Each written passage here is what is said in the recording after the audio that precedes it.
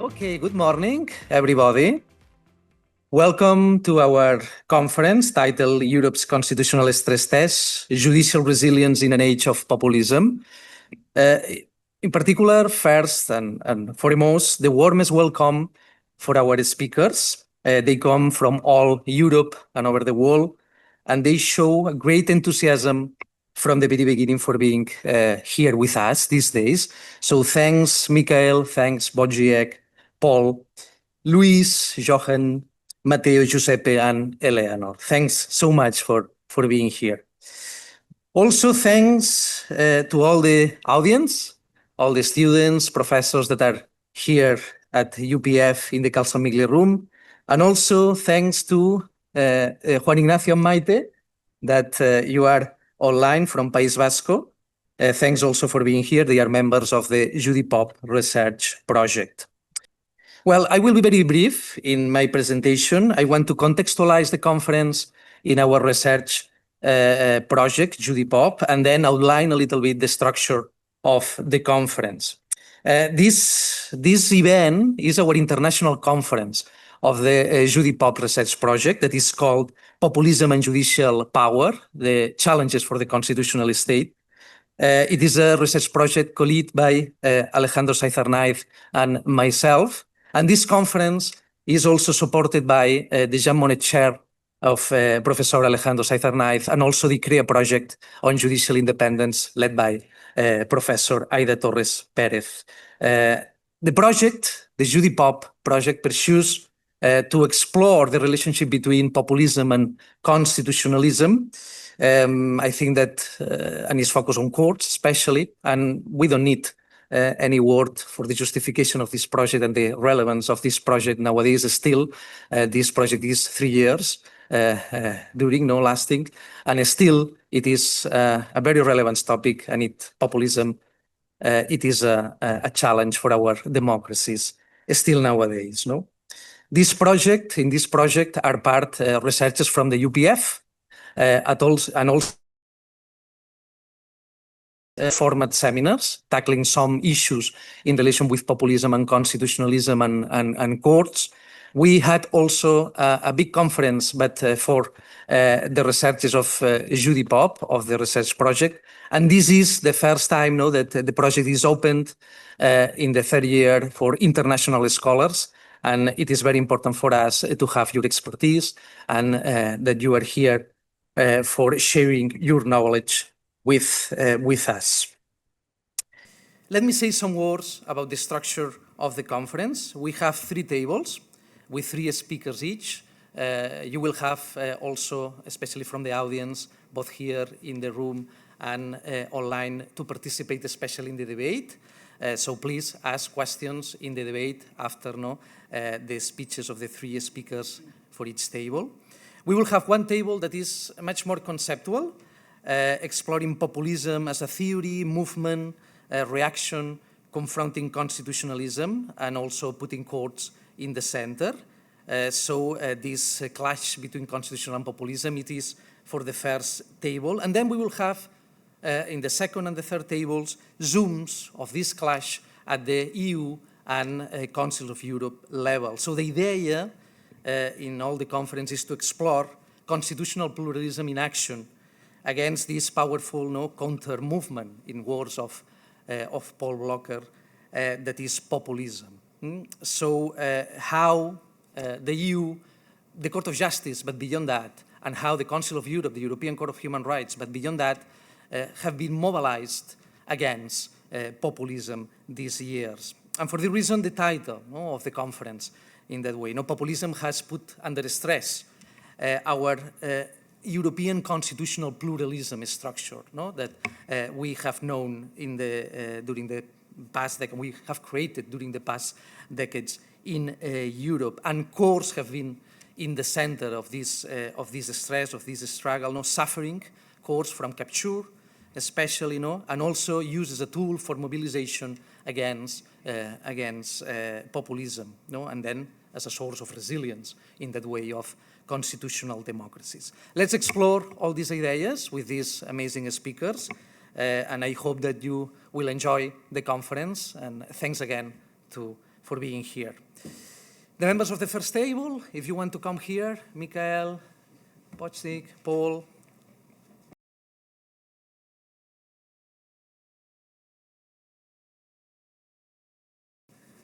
Okay, ready for the first table then. The title of the table is Diagnosing the Populist Challenge, Ideology, Backlash, and the Courts. Thanks to the three speakers for being here. We will have, and we'll talk first, Michael Madsen.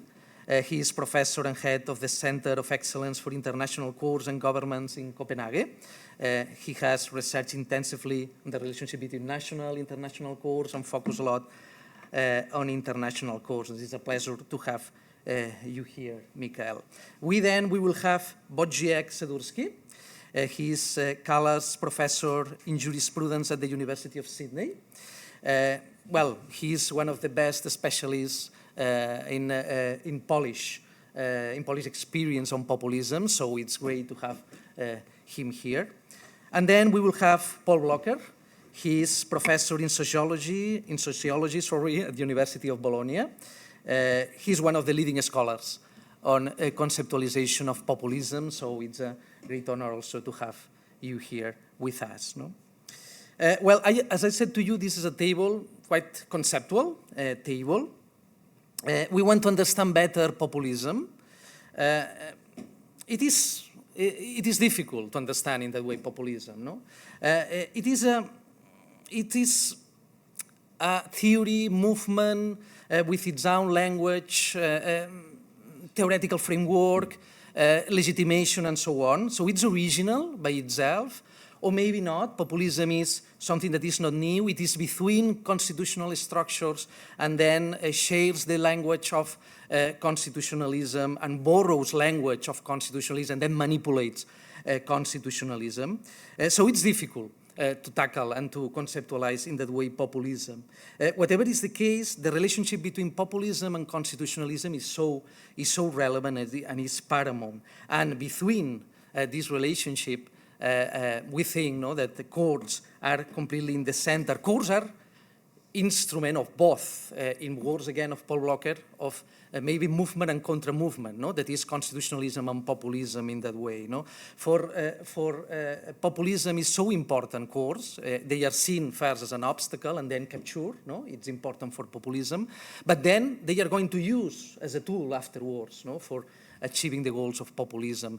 But also courts are very important as well for constitutionalism, as you already know, because they are the main tools for protecting the core values of constitutionalism, fundamental right, rule of law, and the principle of democracy and separation of powers. So both are like in the center of the two contenders, and for this reason, it's so important to focus the attention in courts.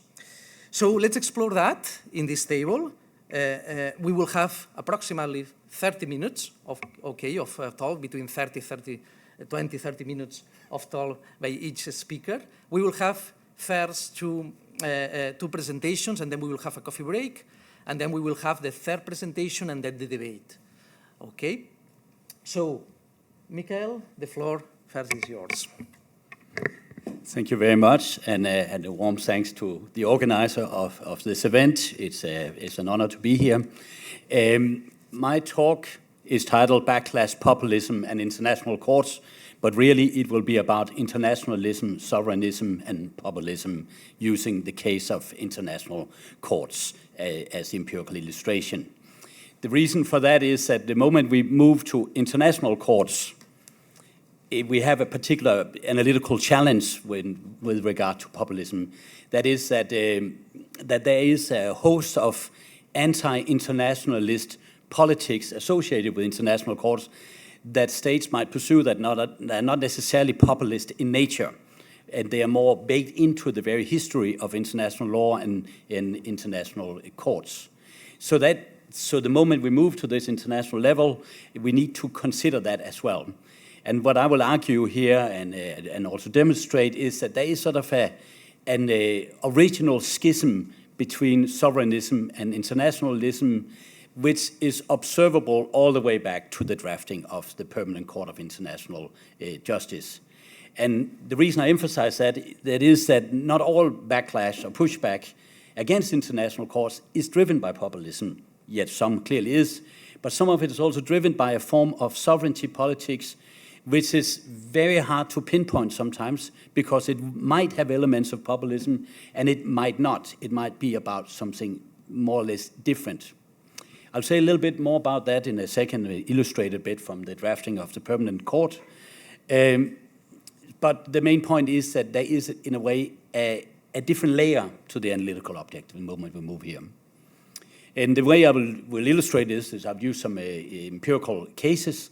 I will look into the very first instances of pushback and backlash against the European Court of Human Rights, and then move a bit beyond that into the international realm. Of course, when we move into populism, we need some kind of definition to be able to isolate it from other elements of critique. And the way I go about it is as an anti-institutional discourse, very much questioning expert knowledge and experts. It is also a discourse centered of national majoritarianism, thus excluding, and that's particularly visible in the area of human rights, undeserving minorities by populists. And this very much contrasts with the idea dear to international lawyers like myself, who typically understand human rights as centered around minority protection and counter-majoritarian guarantees. So it is this clash between the imaginary of the people and this sort of international idea of law that I have in center of the speech. So let's just move on to the first illustration of the theory. As said, arguably there is an inbuilt or inherent tension between sovereignism and internationalism. It's one that is analytically fruitful to have a very clear eye on, because actually I would argue that no member states of international courts are completely liberated from this tension. So if you want to understand international courts, you always will have to understand both dimensions.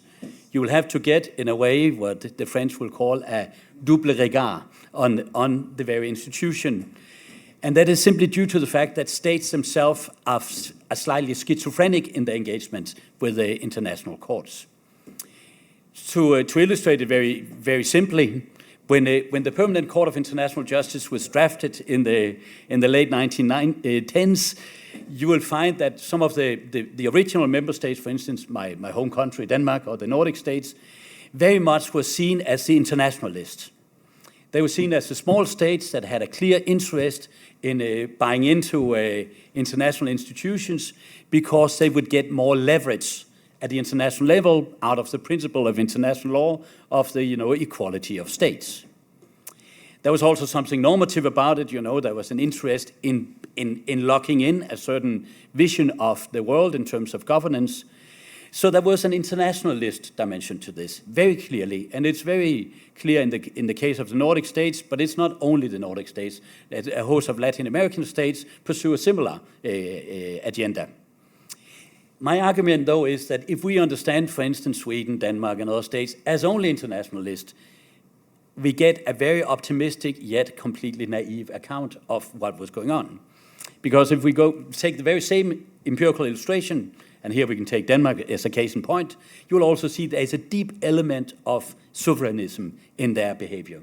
And this has its own origins because Denmark actually among the Scandinavians are the case in point because it's a country that's been defeated right before this reorganization of international society by the Germans, really the Prussians and Bismarck, and therefore the imperial state is now turning inwards. And therefore this international governance structure is in a way not all that welcome. The Danish state wants to win from within what has been lost on the outside. That means there is a general skepticism towards international courts and institutions in countries like Denmark, just as there is a sort of internationalism. That means that at one at the same time, inbuilt in the very fabric of international courts, you have both elements. This distinction, of course, echoes a little bit what you find in political science and IR in terms of idealist and realist positions.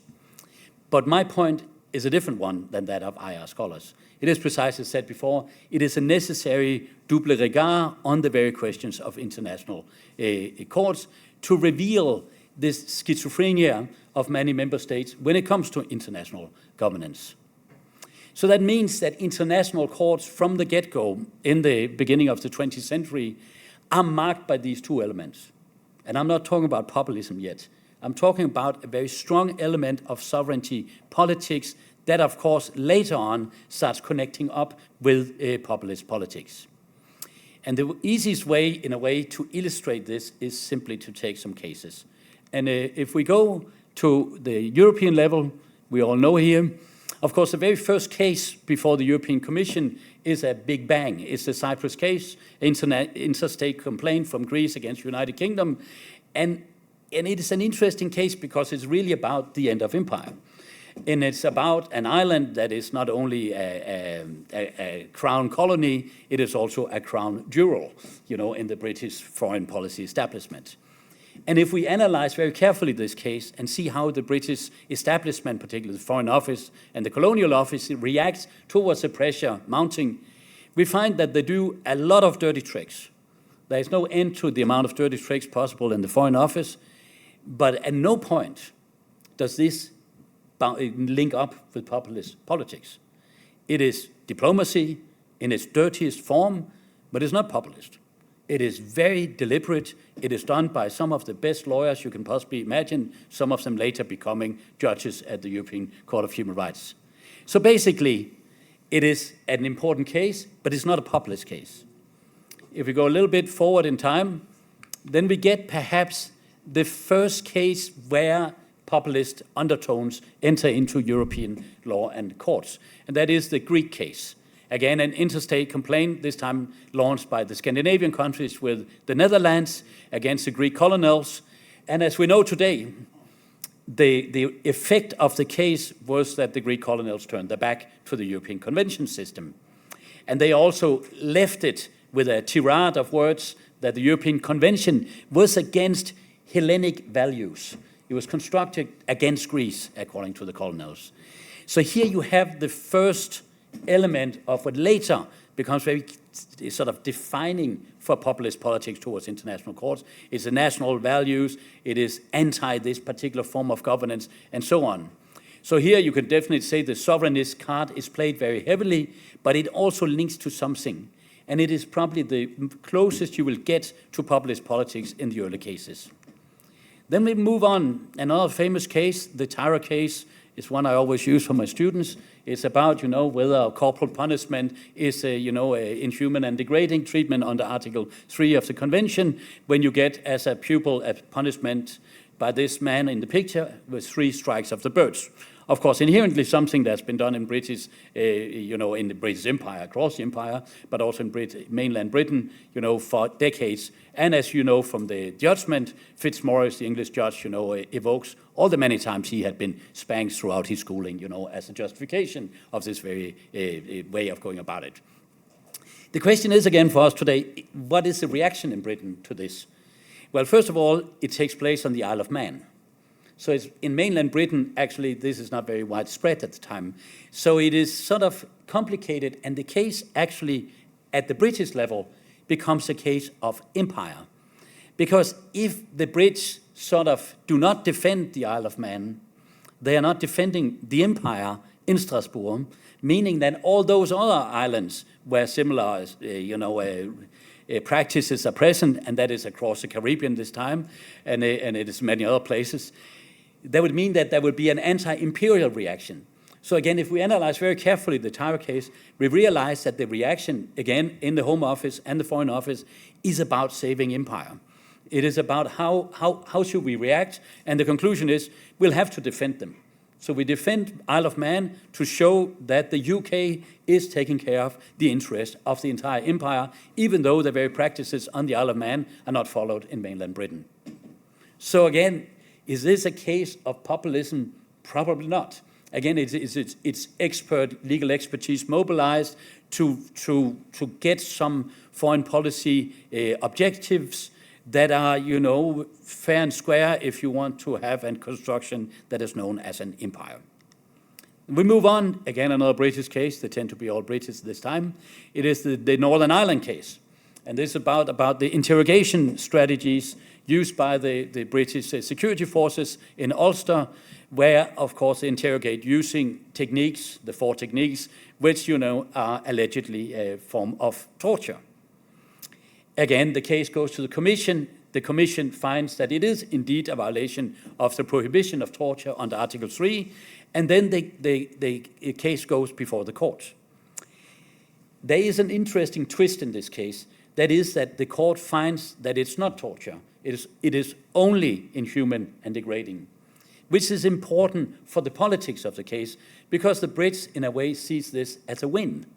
So they have shown the European institutions that they are not torturing. They're just only being inhuman and degrading, whatever the difference is in modern-day human rights law.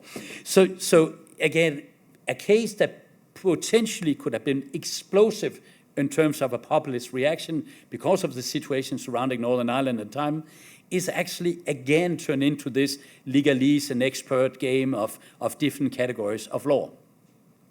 Where we see it really entering domestic politics in Britain is again in the 1980s. And there's a whole string of cases under Margaret Thatcher where Britain is losing. And here there are ample possibilities for populist reactions.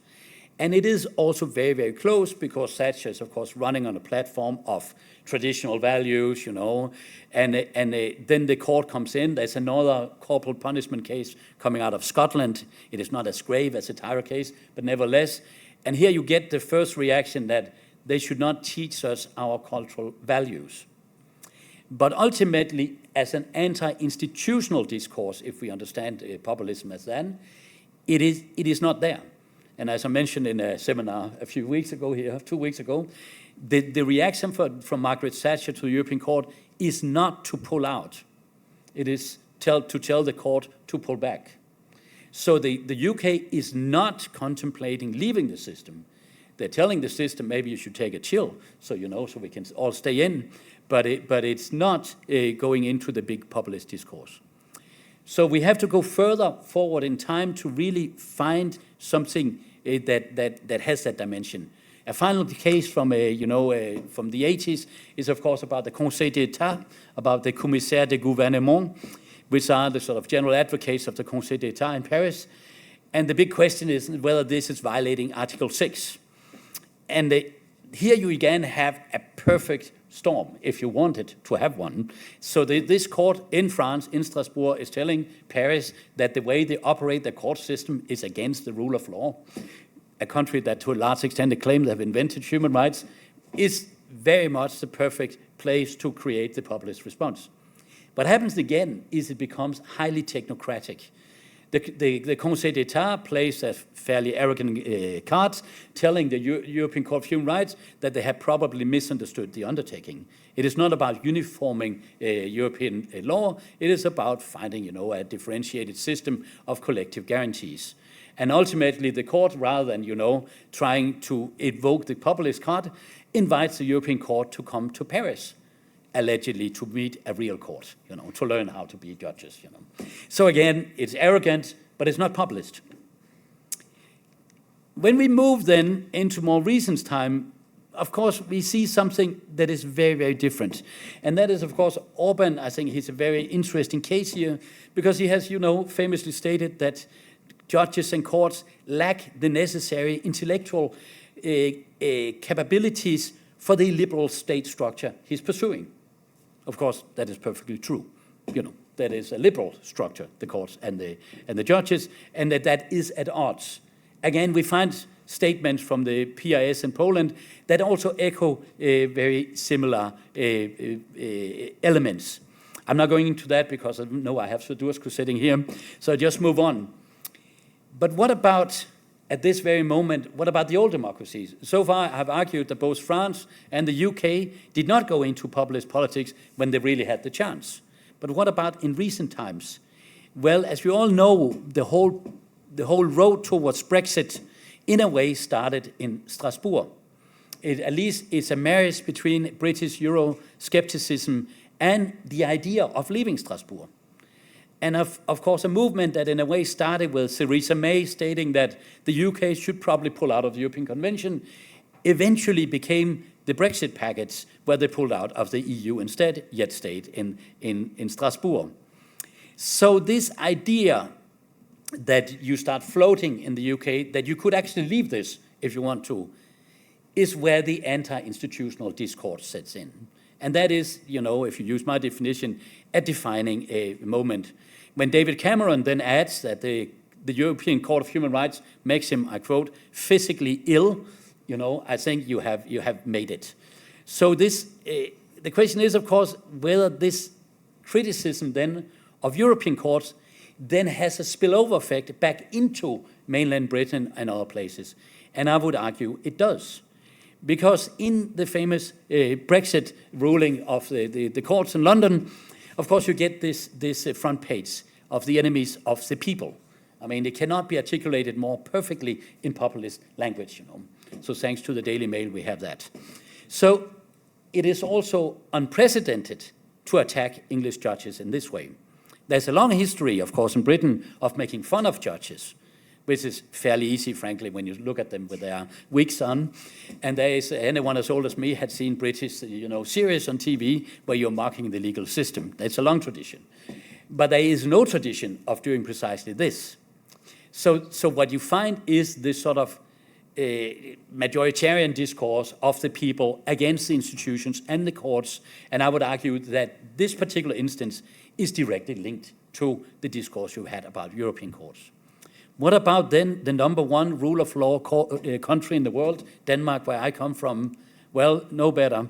Here you have a campaign from the Danish People's Party. It says in Danish, who rules in Denmark? And then they have what I assume is a European judge with Photoshop stars on, sitting there. It's from a campaign for the European Parliament. What you find is that both in Britain and in Denmark, and eventually also in Belgium and in Switzerland and a number of other places, that this discourse gets normalized. It gets normalized to call European courts activists. Even my colleagues at the law faculty call judges activists, even though they would never use such a word for Danish courts. They would be arrogant and rude. But you will see that this discourse starts entering at this time, and to pinpoint exactly is hard, but it is 2010s, it's after the war on terror, it is in that particular situation, and in countries like Denmark and Britain, it is all about migration. Really, in Denmark, it is all about Article 8 and the expulsion of foreign migrants who have committed serious crime. And then you get, anti-institutional discourse that actually enter European politics. You have first the Brighton Declaration, and then you have it more lately, the Copenhagen Declaration. And as you know right now, the Danish Prime Minister, Mette Frederiksen, together with her Italian counterpart, Meloni, has launched this infamous letter about reform of the European Convention system. And I don't think you should take it too lightly, this letter, because it is ongoing. There is a diplomatic process right now, and they are pursuing it. What comes out of it is uncertain right now, but it's definitely there. So, what do we know then if we take these instances and we take the many other instances I've studied across the globe of international courts? Well, you get almost a playbook of criticizing international courts. And here you have sort of, you shouldn't show it to the populist, but here you have all the instances of critique of international courts. So across the globe, this is what people do when they criticize international courts. They go for the judicial functioning through their membership, being partly members. They go through the caseload, so refusing, avoid to bring cases and so on, setting up replacements of institutions. They go through the access conditions, which of course is the key to international courts, limiting jurisdiction, limiting rules of standing and so on. They go through the substantive elements of international adjudication, which is where the Mette Frederiksen Meloni letter is all about. It's about adjudicating Article 8 in migration cases. And then, of course, it is about compliance. Then finally, secondly, they go through the institutional setup of international courts. They try to abolish certain procedures dissolve even international courts, although as we have argued, it is very, very rare. And then, of course, the final category is the negative public discourse. And in modern day English, as UK English, there's even a word for criticizing the Strasbourg court. In British journalism, it's known as Strasbourg bashing. And it's a category, it's a mainstream category of negative discourse about the European Court of Human Rights. And you will have to hunt quite a bit to find a positive coverage of the European Court of Human Rights in United Kingdom tabloid press in particular. But what can courts do? And I prepared just one slide to help Aida, since she demanded this from me. Do they have resilience techniques? Yes, they do. But we should be aware that all these techniques, they're listed here, they can have effects, but what they are up against when we're talking about populist anti-institutional discourse, it is very hard to mitigate. If member states really want to orchestrate an onslaught on international courts, it is very hard for international courts themselves to do much about it. As we have argued in our more theoretical work on backlash and pushback, it is about something else to save courts. And empirically, what we see again and again, it is about the configuration or composition of the resistant social structures around international courts. So the actual authority of the courts is not saved by the courts themselves, but by the mobilization in favor of the courts through other member states, through NGOs, through law faculties, bar associations, and so on, in a way as we have also seen in places like Poland, particularly. So I think I will close here with a more optimistic note that there is a way against it, and so far, if we take the case of European Court of Human Rights, it has been saved, but it doesn't mean that it will be saved forever. So thank you very much.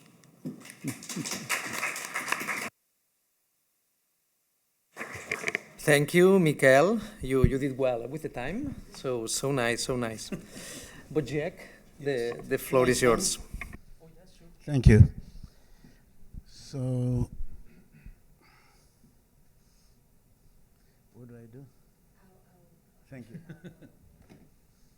Right. Okay. So, first of all, my very big thanks to our hosts, to Joan, to Alejandro, to Babette. It's a great honor and great privilege for the first time for me to visit this great University of Pompeu Fabra. So thank you for your hospitality and generosity. Now, I would like to begin with this epigraph, which I have taken as a paraphrase from a book which was a bestseller some years ago by Clay Shirky, sort of US management guru, now vice president of NYU. But I have modified it to suit my purposes to talk about post-populist predicament in Poland. It's a nice alliteration, so that probably should be the title of my talk. As paraphrased, this sentence reads, real restorations of democracy don't involve an orderly transition from point A to point B. Rather, they go from A through a long period of chaos and only then reach B.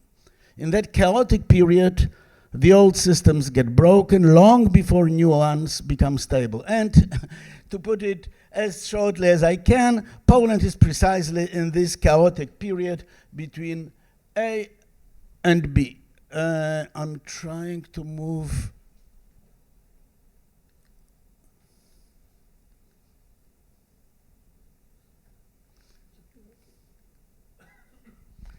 It seems to be stuck at this great epigraph.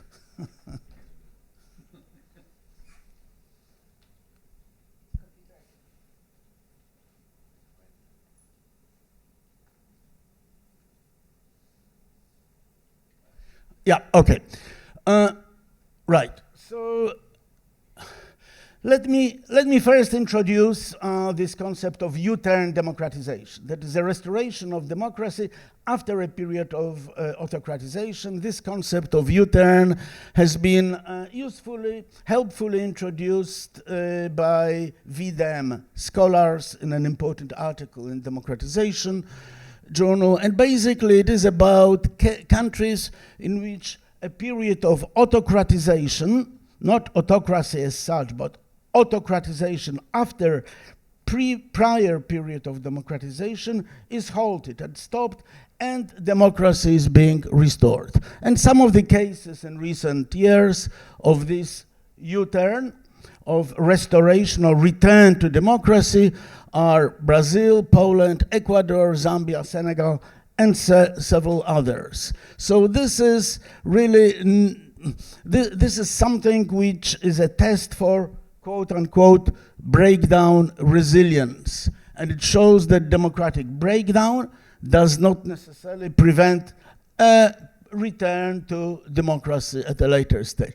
So this very ugly scheme, because it's sort of handmade by me, I don't know how to do it properly with PowerPoint, shows in its figure 1 an ideal U-turn. So as you see, there is first from A to B, there is a sudden radical decline of standards of democracy. Then, according to VDEM specialist, average time that it takes is about 8 years.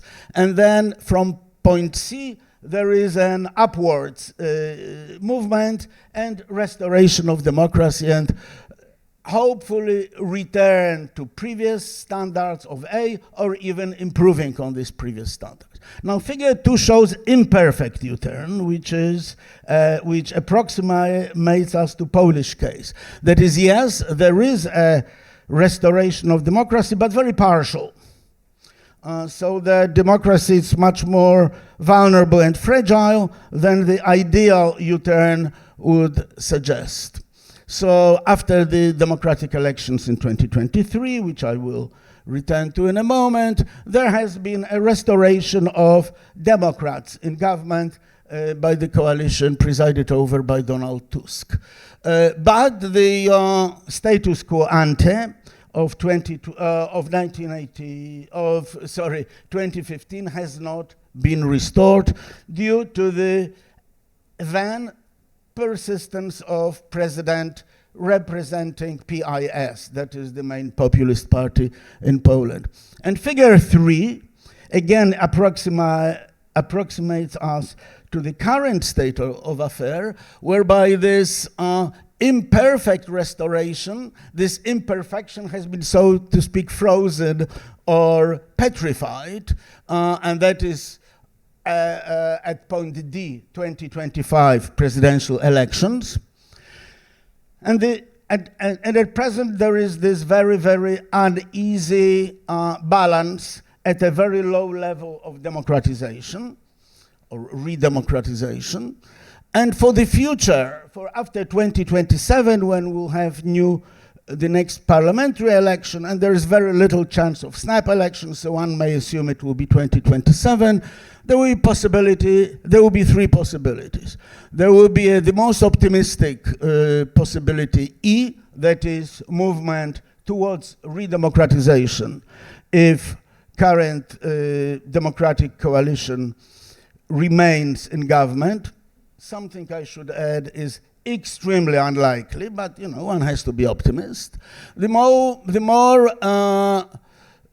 more realistic scenario is scenario F, where the current situation of uncertainty between the president and whoever is in the government will persist, or the most pessimistic scenario G, and that is when if the populists obtain strong majority in the parliament, then they will control both the legislature and president, and that will be, from the point of view of liberal Democrats, as I guess most of people in this room are, it will be quite a disaster. So let me very briefly describe, in a nutshell, in a very, very greatly simplified way, going backwards, the recent constitutional developments in Poland. So the most recent development were the elections of the 1st June, where in the second round, the PIS nominated candidate, Karol Nawrocki, a very rabid, xenophobe, anti-liberal, nationalist, won with the slightest of margin presidential election. against the Democratic candidate Trzaskowski.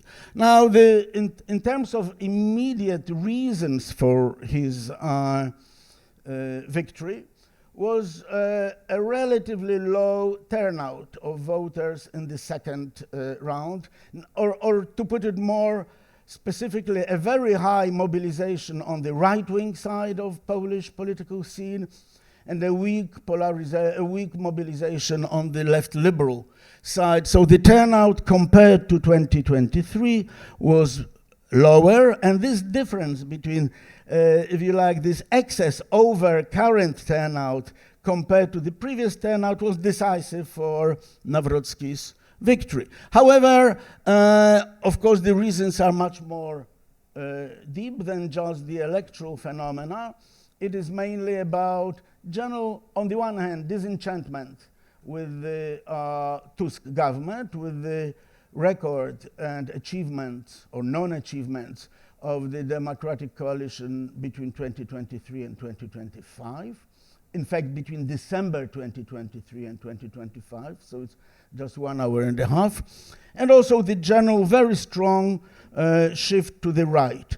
Right-wing party coalition, the extreme right-wing party party called Confederation, compared to their 2023 votes, got 1 million more votes. It's an enormous amount, and that generally was decisive for Nawrocki's victory, and it is in the Polish system, which is mixed parliamentary presidential system. It is especially in the period of reforms. It's the main obstacle because the president has two powerful weapons. He may either, and I'm saying he because so far it was always a he, and it's unlikely that a woman in the near future will occupy that office. So he can veto all laws, and this is only a suspensive veto, but to override it, there needs to be a qualified majority, which is extremely unlikely, almost impossible in the current fragmentation in Polish parliament, or he may send it for prior review to Constitutional Tribunal, Constitutional Tribunal being now completely captured by the conservative forces and being the main autocratic enclave in the Polish system, something I will return to a little bit later. So going backwards now, let's move back. So this is the current situation. He is the president, and there is this very, very uneasy, difficult cohabitation between him and the government, cohabitation which is marked by increasing level of mutual aggression. Let me move to the elections of 15 October 2023. And it was nothing short of miracle, because Poland was the only country which was governed by populists who managed to greatly destroy the institutional infrastructure of democracy, where Democrats win electorally, even though elections were very highly tilted in favor of the incumbents, of the populist incumbents. Yes, there were some other electoral victories in countries by Democrats in countries governed by populists, and the most obvious example is Brazil. But the difference is that in these other countries, the governing populists either didn't manage or didn't want to basically preside over institutional breakdown. So they maintained judicial independence, freedom of media, etc. In all countries, when there were electoral contests between populist incumbents and Democrats, where the constitutional scene structure was demolished, understandably enough, populist incumbents won, as in Hungary, Turkey, or India. So Poland is a complete outlier here, and with a very, very high margin of democratic victory. Now, what happened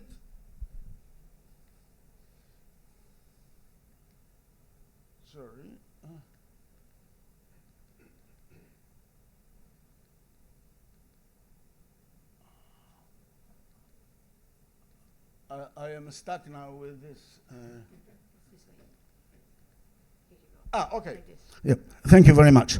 So, to look at the degree of challenge and difficulty that the democratic majority faced after the elections of 2023, it is helpful, I believe, to compare this redemocratization, this transition after the period of autocratic rule, to the post-communist democratization, to the 1989 and post-transition. In many ways, of course, the 1989 transition was more difficult, much more challenging, at least for three reasons. First of all, at that point, it was really unclear about what is the point of arrival for the Democrats who managed to win over communists. What is the finalité, as the French say it? What is the target? What type of democracy are we going to build? What type of constitution are we going to have?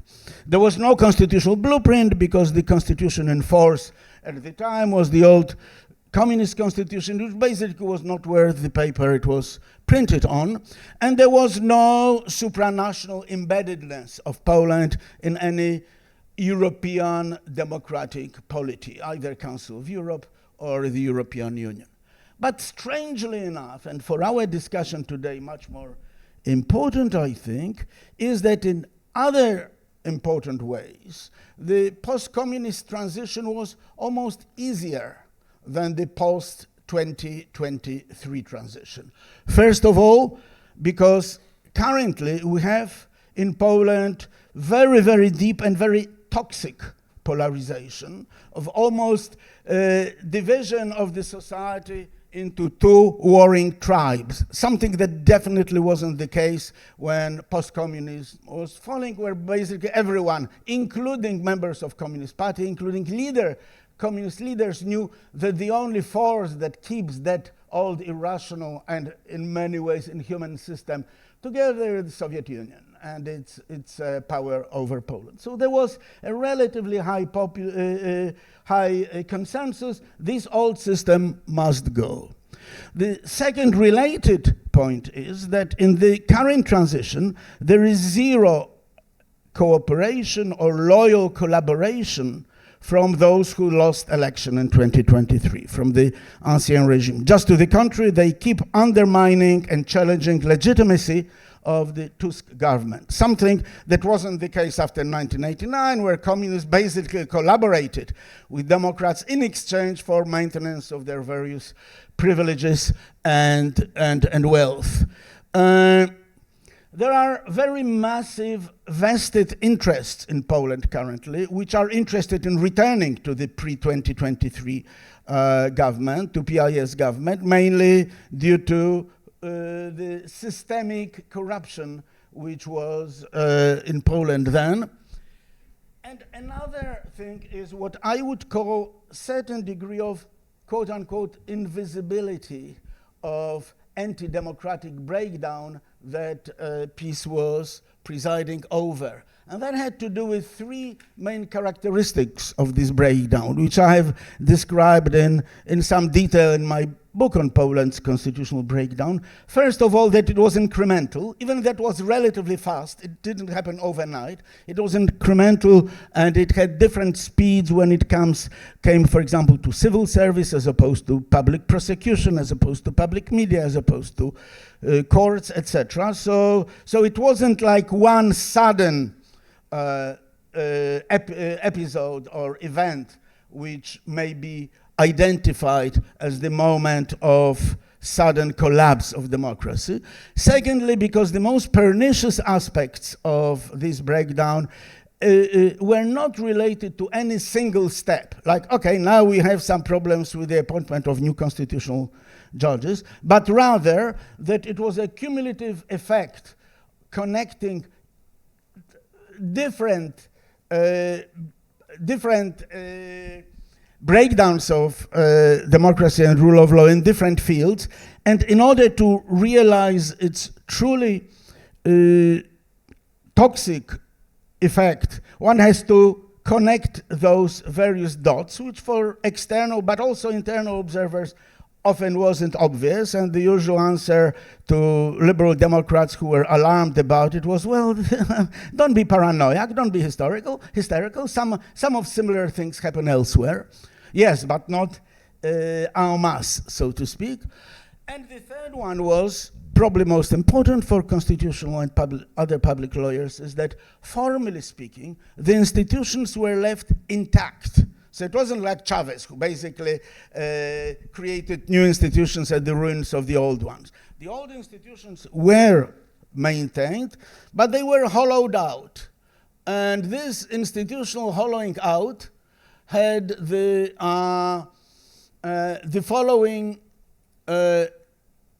following phases, or following forms. First of all, capture, good old type of, for example, court packing. You know, you maintain the institution, but you place your own loyalists in this institution. Constitutional Tribunal is here the best, or perhaps the worst example. Second is duplication, creating new institutions which sort of shadow the old constitutional institution and take up much of their powers. The Media Board is an example of that. The third is erosion of the functions, competences, but also the budget, as was the case of the Ombudsman. Migration, quote unquote, and is migrating files on your computer from one place to the other, where the institutions were placed in completely different institutional contexts. For example, the whole system of public prosecution was amalgamated into that of Ministry of Justice, and the internal restructuring. So from the outside, the institution looks the same, but in fact it's completely different because it's restructured, as the case of the Supreme Court with two brand new chambers there. Okay, so what happens now in Poland? We may have different metaphors to describe this post-populist predicament. My favorite metaphor is that of minefield. The winners of 2023 elections have inherited from PIS a minefield where there are various ambushes or landmines, to stick to that metaphor, which basically render it either very, very costly and difficult, or basically disable the government from doing anything within the four corners of legal rules.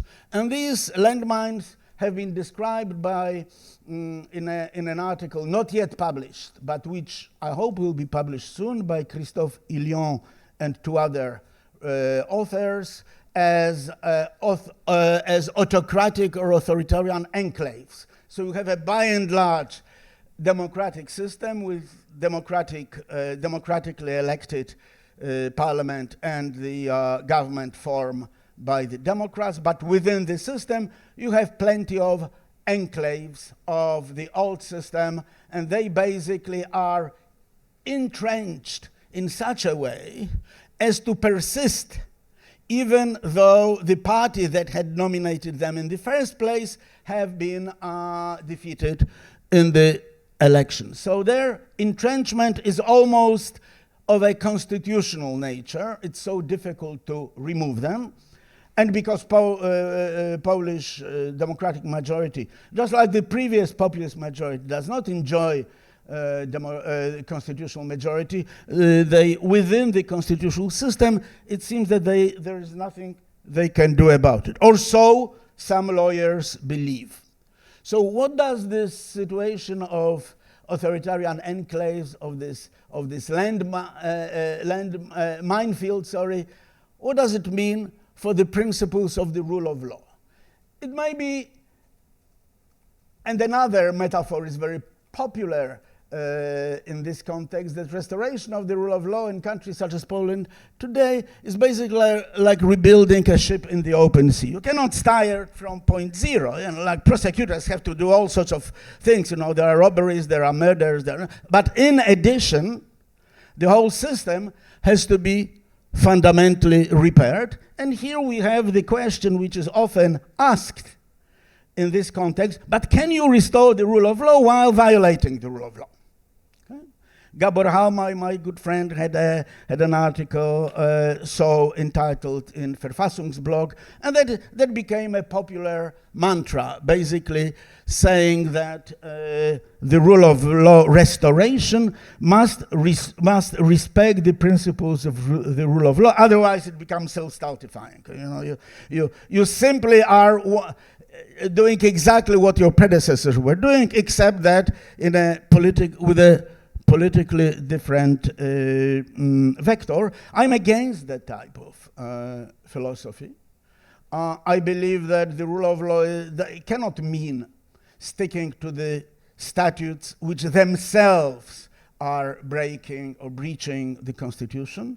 And here I would use, with toute proportion gardée, it's a very important proviso here, the Radbruch's concept of statutory lawlessness, gesetzliches Unrecht, where statutes basically are non-law, to which he opposed übergesetzliches Recht, supra-statutory law. And I think that such supra-statutory law in Poland, to which lawyers can refer to, is either European law, but when European law runs out, so to speak, when it is under covering of the whole field of reforms, the fundamental values, the spirit of the democratic constitution.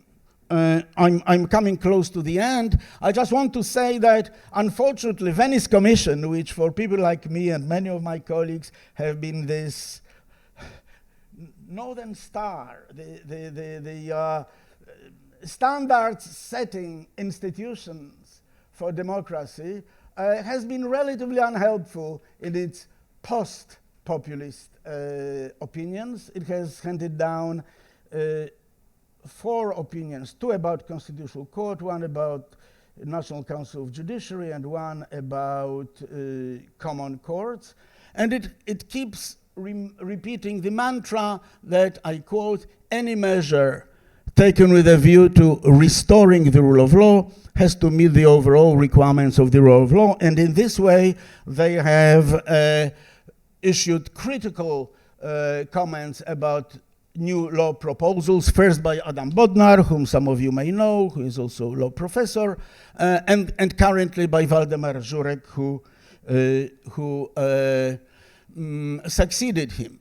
Let me now only very briefly say that, as far as I'm concerned, these are the main institutions in Poland which are autocratic enclaves and which sooner or later must be restored to this original position. Otherwise, we will stick to the current situation of quasi-paralysis of the democratic government. So this is Constitutional Tribunal, National Council of Judiciary, the Supreme Court, common courts, public prosecution, etc.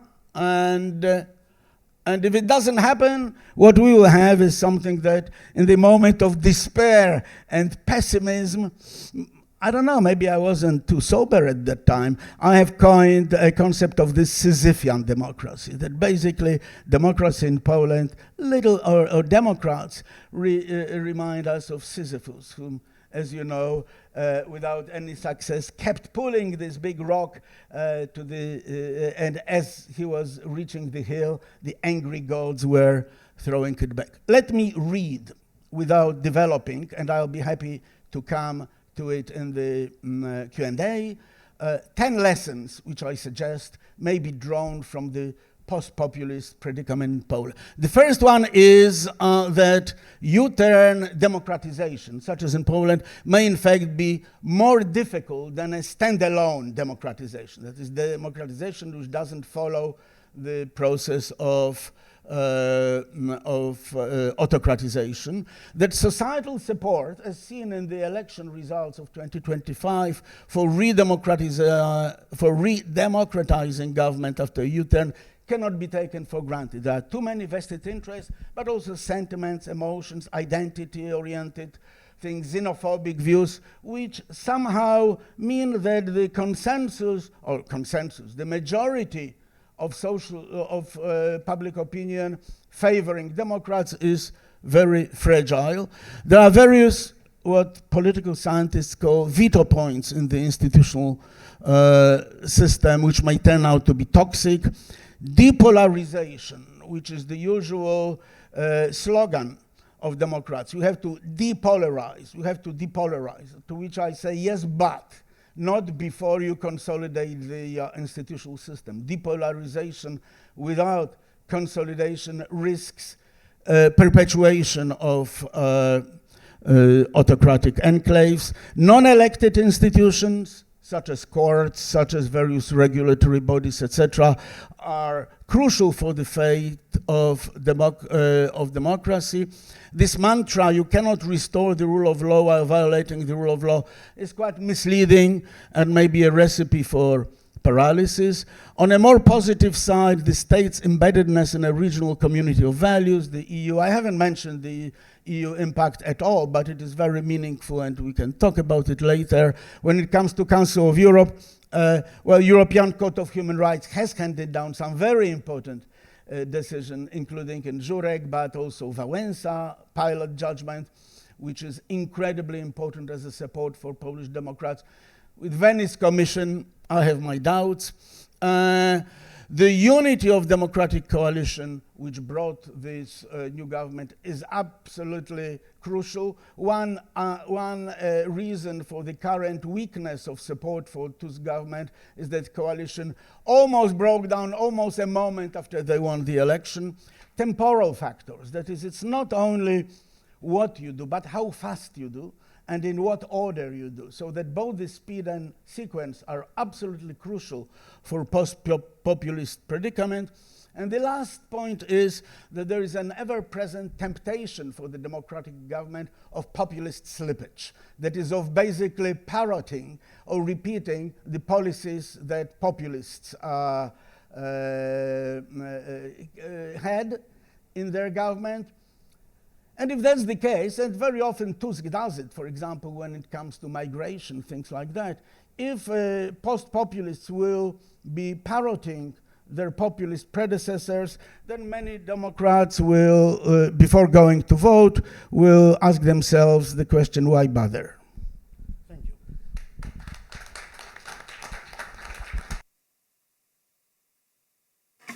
Okay, thanks again for being here. We restore our, not the democratic state, but we restore with our table with the last presentation of this table with Paul Blocker.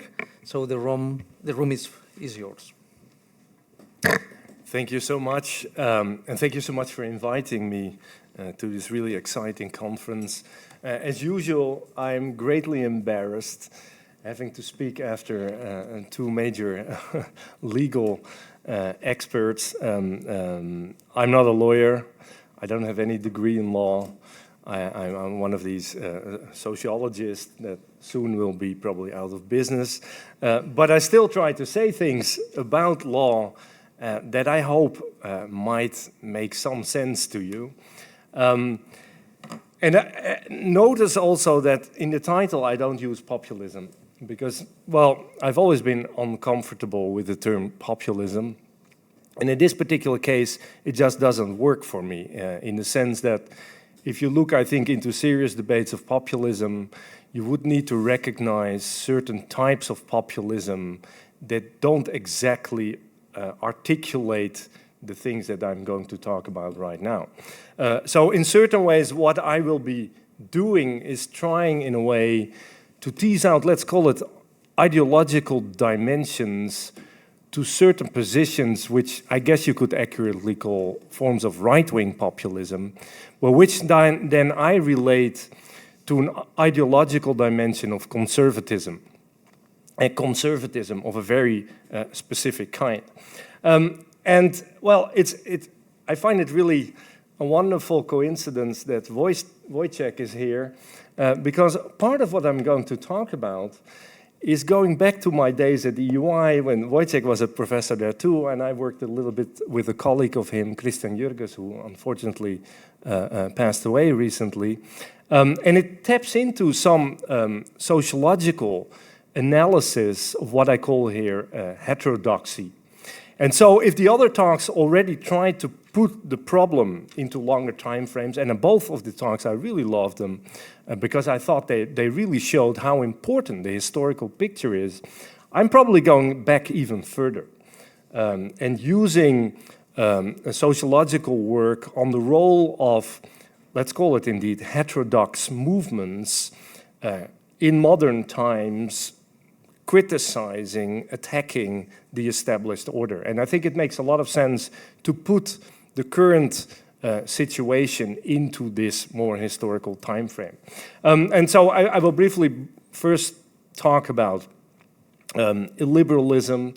But what I actually want to talk about is indeed, as you can see on the point number 2, is what I try to call a radicalized version of conservatism. I'm not saying that all types of conservatism are articulating the things that I will be talking about, but I think what we see around us is a radicalization of conservative positions that then are being utilized to promote indeed a strong anti-rule of law, anti-liberal, not only illiberal, but anti-liberal project, which is indeed dramatically concerning, I think. And so I will then try to apply this to some of my research, but maybe it helps you a little bit to situate what I'm trying to say here. You see, as any good academic, I'm completely overworked and I do too many things, but what you see here is basically the way I'm currently trying to investigate what I call the radical conservative ideology position, etc. On the first line, you basically see on a very theoretical, conceptual level. I call that an imaginary. And in this case, the core argument would be, we see the liberal legal imaginary of the rule of law state being increasingly pushed back. And we see another imaginary becoming ever more upfront. And that means, in practice, that we see it being used by various actors. And so that's what I try to do in my other work, to try to see how this conceptual, abstract, very far away type of imaginary actually pops up, is being articulated by actual actors on the ground. That's the more sociological dimension. So the second dimension is then theoretical justifications for this. I will talk about it if I have the time today as well, because, for instance, I will refer to work of people like Adrian Vermeulen or Pierre Manon in France that articulate theoretical justifications for this radical conservative project.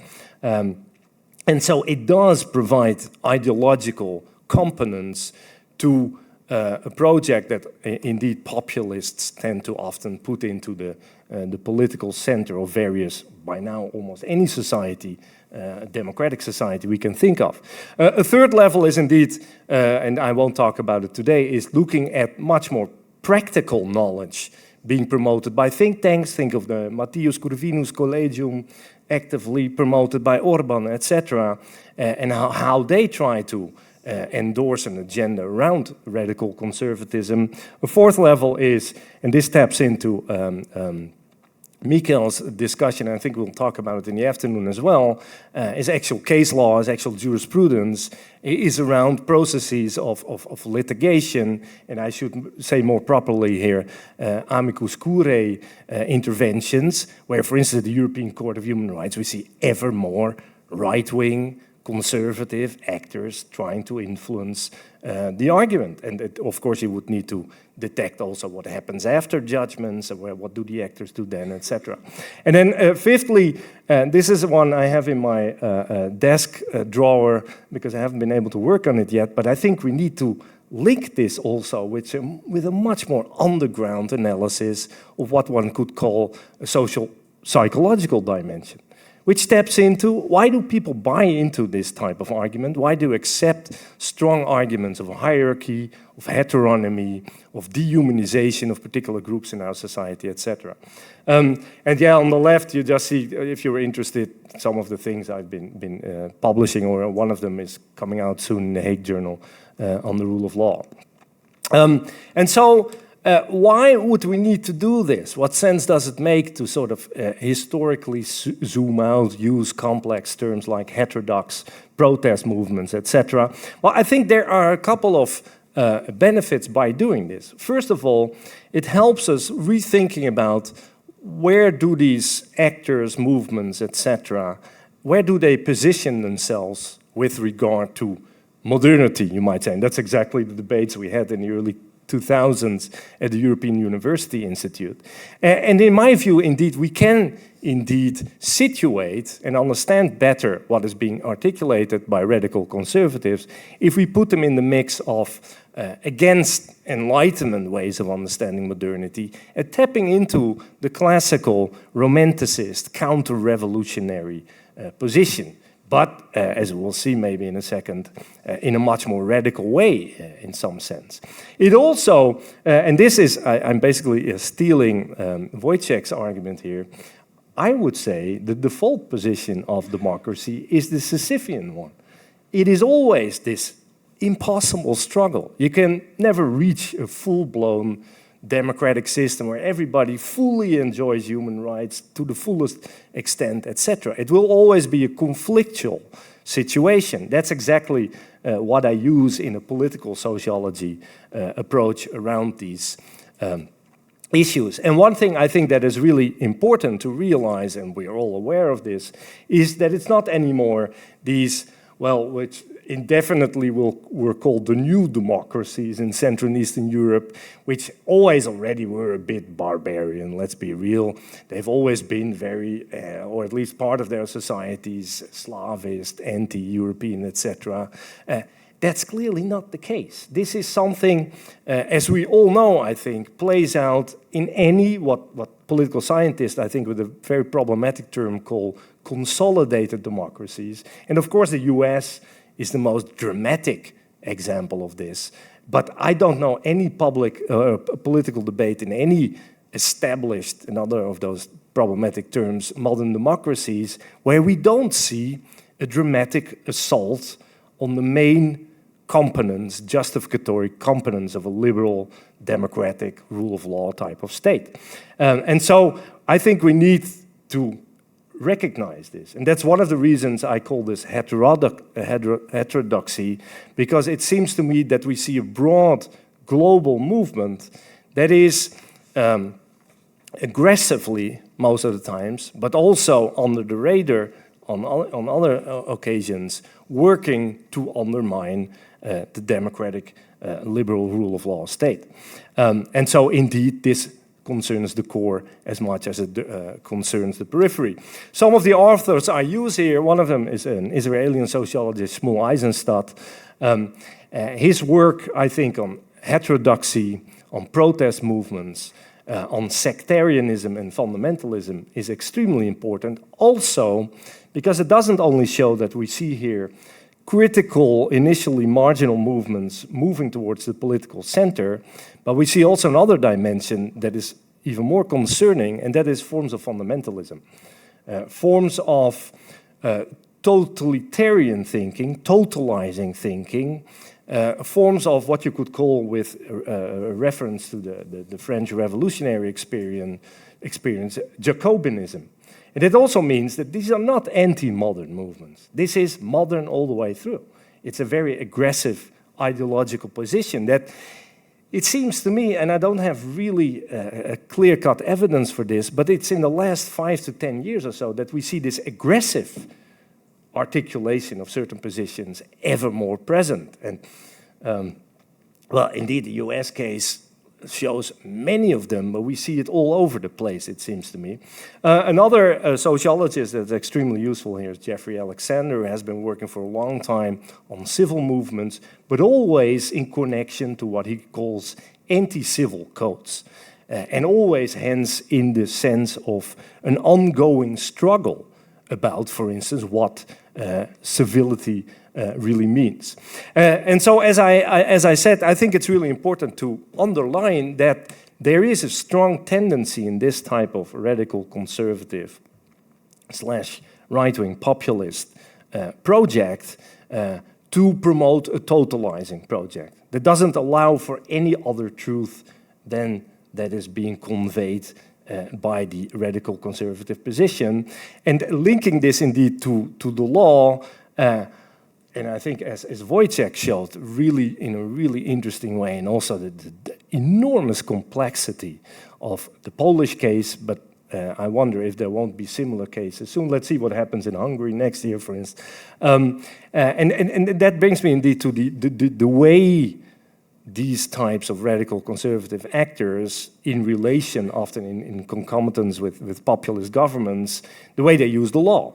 The way they use the law, for instance, I call it here, recalling Albert Hirschman's work, using what you could call the perversity thesis. That is saying, for instance, that liberalism is not promoting freedom, but it's undermining freedom, because it's imposing a specific, radically inclusive, liberal human rights language onto societies that actually want to conserve their traditions, etc. But there's also other stuff going on. One of the terms I haven't been yet able to completely conceptualize is something I want to call democratic gaslighting, which is related, I think, this continuous attack on liberal democracies, claiming to be democratic, claiming to make democratic claims, but actually turning the whole thing upside down. And that's very present, I think, in the way the law is being used, also, for instance, in processes of litigation, of amicus curiae interventions, etc. And so the emphasis then, I think, is we should increasingly be aware of that this is indeed a moment of dissent, marginal actors, and I have to be a bit more precise. I don't think we can talk about one singular actor or movement here. It's a very complex constellation of all kinds of positioning on the right, conservative, radical right. That might be populist parties and governments. It includes all kinds of different religious movements. It includes all kinds of think tanks, associations. It includes an ever bigger amount of intellectuals, particularly financed, for instance, through Matthias Corvinus Collegium, etc. And they are working together. They find themselves some kind of consensus in their dissensus to attack liberal rule of law type of systems. And that makes the arguments heard before, I think, even more problematic. My concern is really, how is this spreading? How is this type of argument diffusing? And what kind of counter-arguments do we really have? And I think on that second point, it seems very, very difficult. It seems that the debate is so muddled by now that it becomes very difficult to just say, well, I'm standing for individual human rights. It seems that nobody takes us anymore serious, which is a huge disaster. But maybe thinking about this, indeed, in terms of heterodoxy, in terms of an ideological movement that for different reasons and on the basis of different positions tries to undo the liberal democratic project, maybe we can understand better what is going on. And here's indeed the book I used by Eisenstadt, but he used many other very proliferous sociologist. I find this a fascinating book. It actually goes back not to the French Revolution, but basically to the, as Eisenstadt called it, the actual age, the first moments, you might say, in which you see kind of sort of democratizing moment in human history. And he uses also another term that I find really useful, that is barbarism, which sounds maybe a bit aggressive, but I think it's a not unimportant point. Barbarism, in Eisenstadt's terms, you can relate indeed to a totalizing project that step by step starts dehumanizing specific groups in society. And so to deny the value of equality, of the sacredness of the person, as Hans Joas has called it, and uses terminology of hierarchy, of heteronomy, as ideological legitimation. And I find this really scary because I see this on different levels, even on the social, psychological level of individual citizens, where some sociologists, like a German sociologist, Wilhelm Heidmeier, he talks about raw bourgeoisie, by which he exactly means a position in society across different social classes that doesn't buy into universal solidarity, universal human rights for all human beings, but is increasingly concerned with a promotion of a kind of hierarchical understanding, which means that if you shift out certain groups from your purview of what human rights are, well, then you don't really need to care about them anymore. Well, that, I think the barbarist term covers that quite nicely. And so, as I said before, it's not all conservatism that's the problem.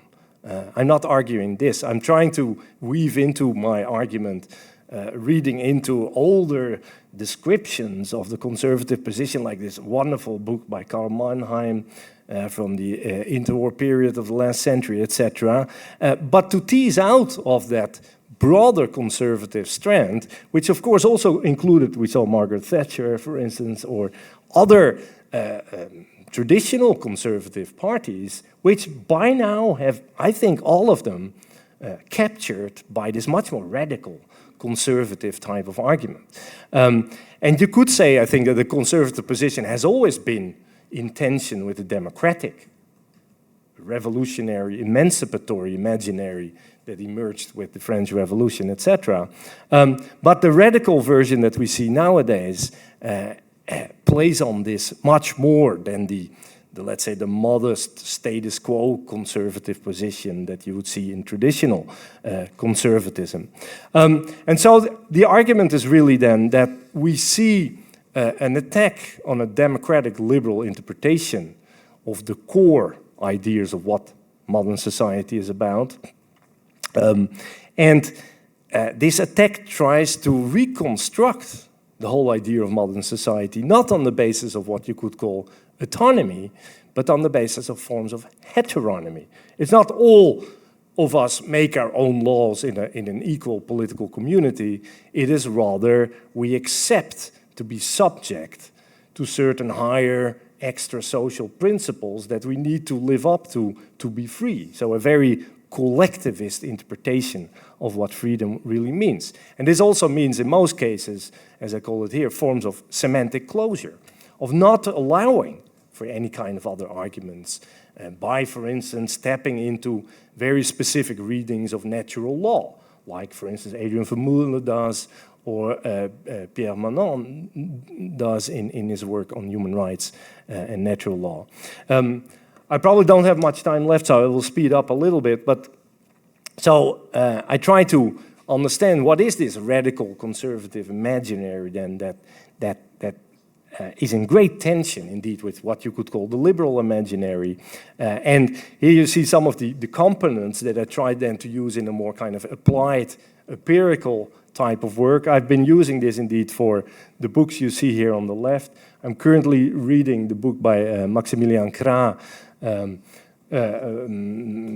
important politician, so to speak, of the Alternative für Deutschland in Germany. It's not entirely on law, but there's a lot of law in there.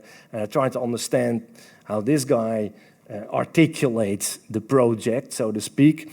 I've done the same thing with Adrian Vermeulen, a book that I find largely unreadable, but it does make the point, I think, and I think you can take it as closely connected to this radical conservative alliance, so to speak. And then you see also Pierre Manon, which I've always thought in the past was a decent, bit right-wing conservative author, philosopher, political philosopher.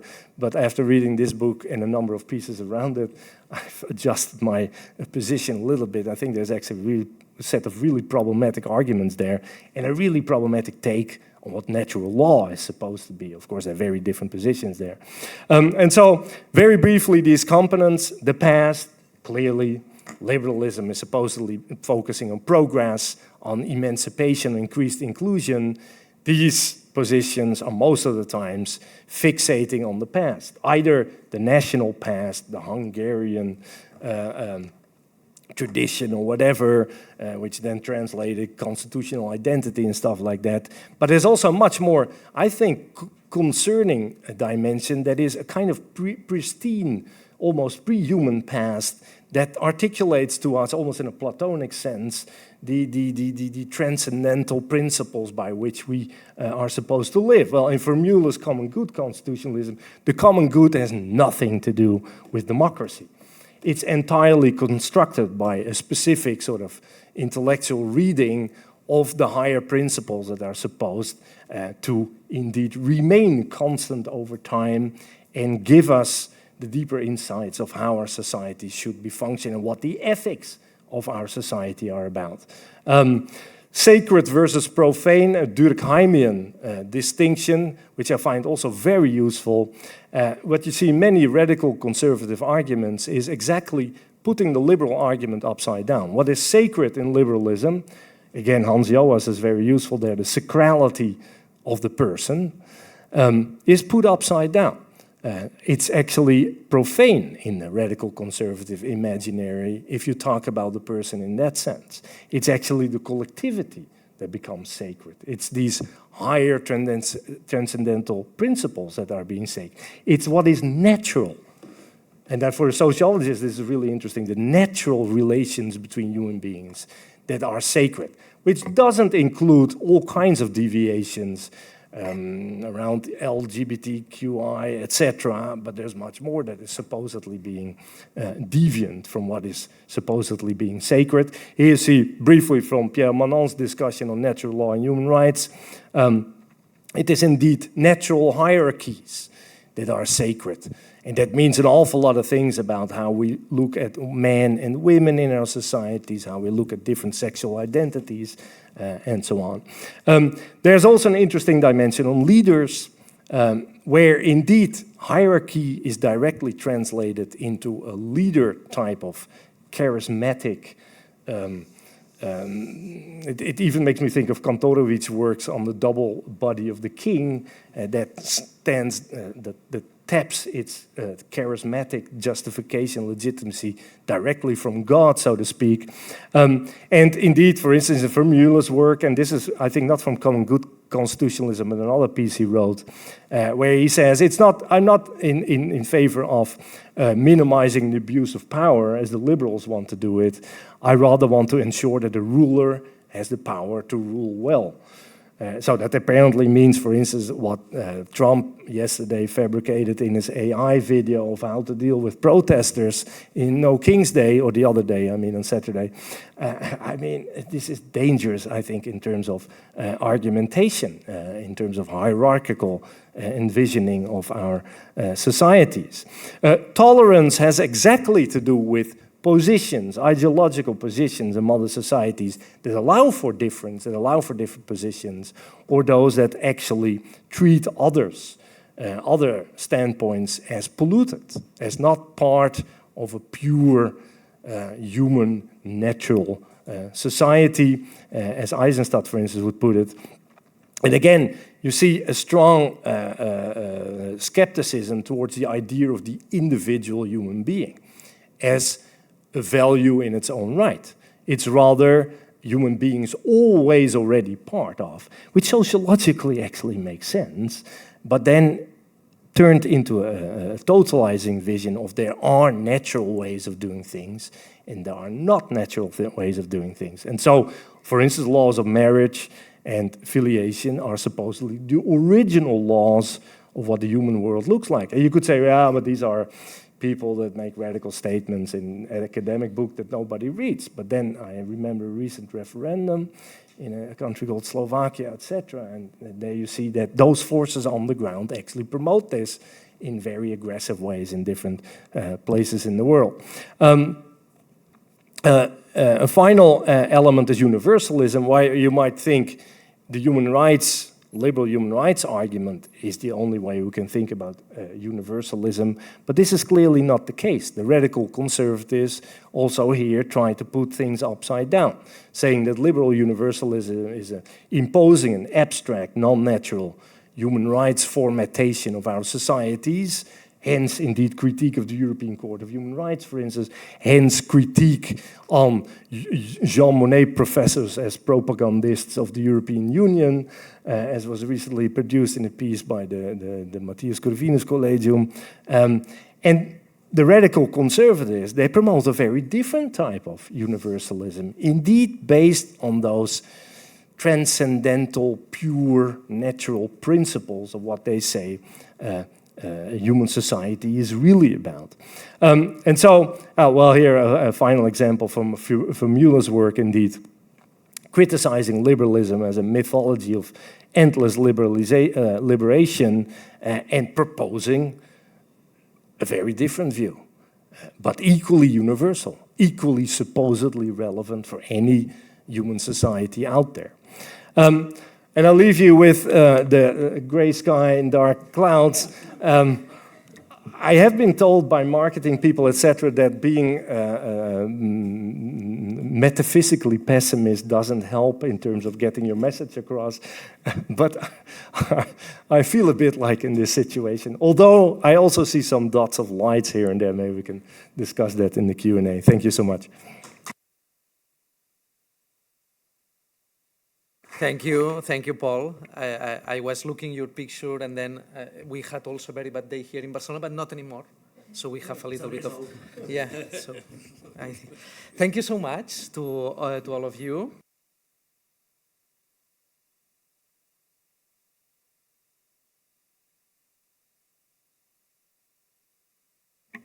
So hello everyone. Welcome again to our second session of this seminar about Europe's constitutional stress test. We are moving past the more general and more theoretical approach, and we are now trying to focus a little bit more in the supranational arena. In particular, we are going to go further into the European Court of Human Rights. So we keep going about this special focus between populism and judiciary, and in this case, the international judiciary. Again, we have three guest speakers. Just a very quick word to express our gratitude for they being so kind so as to accept our invitations. Following the same pattern of the previous table, I am going to just give a very general introduction of the three members, and then I will give the word to our colleague Diane Fromage. We are so lucky to have three leading scholars. Somehow also we have this combination, this combined profile between legal scholars and legal practitioners.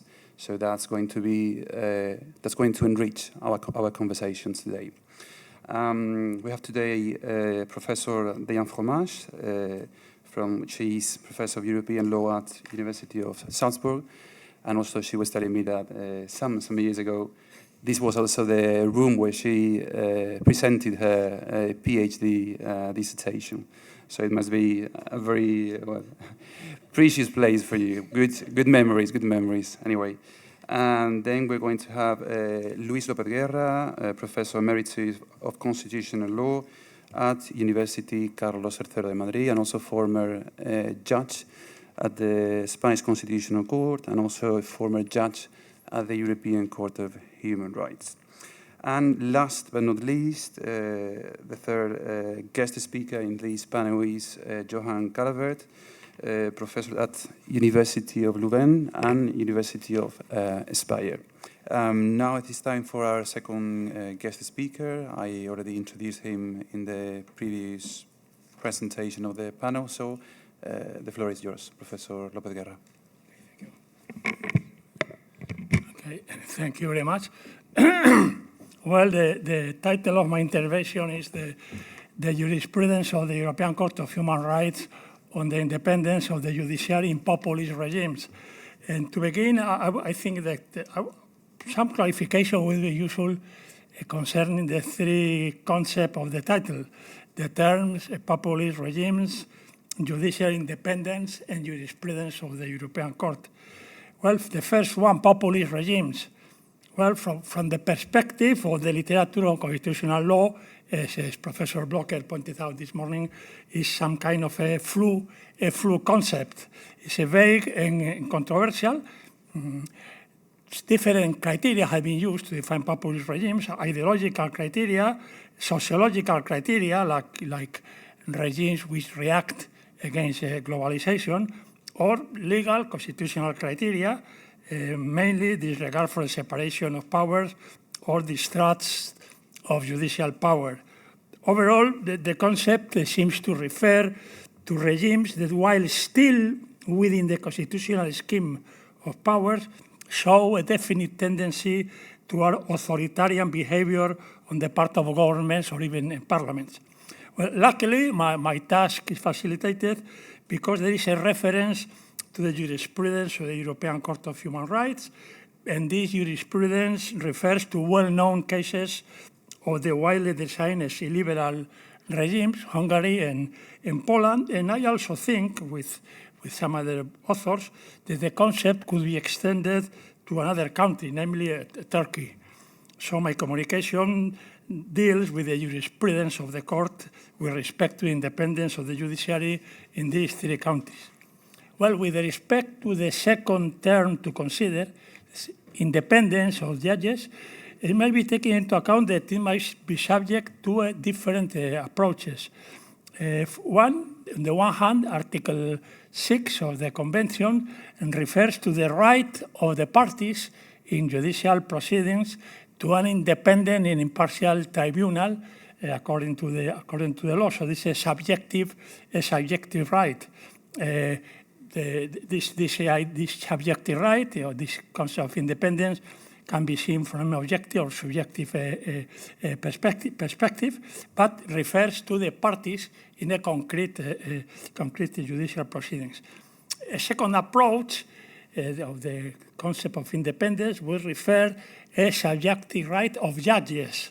That is, the right not to be subjected to external interferences or mandate when adopting a decision. But it must be noticed that this subjective right of judges is not recognized in the Convention, although it is recognized indirectly in the American Convention, Article 23. Although in any case, although it is not recognized, the European Court has had the opportunity of derive consequences on this matter.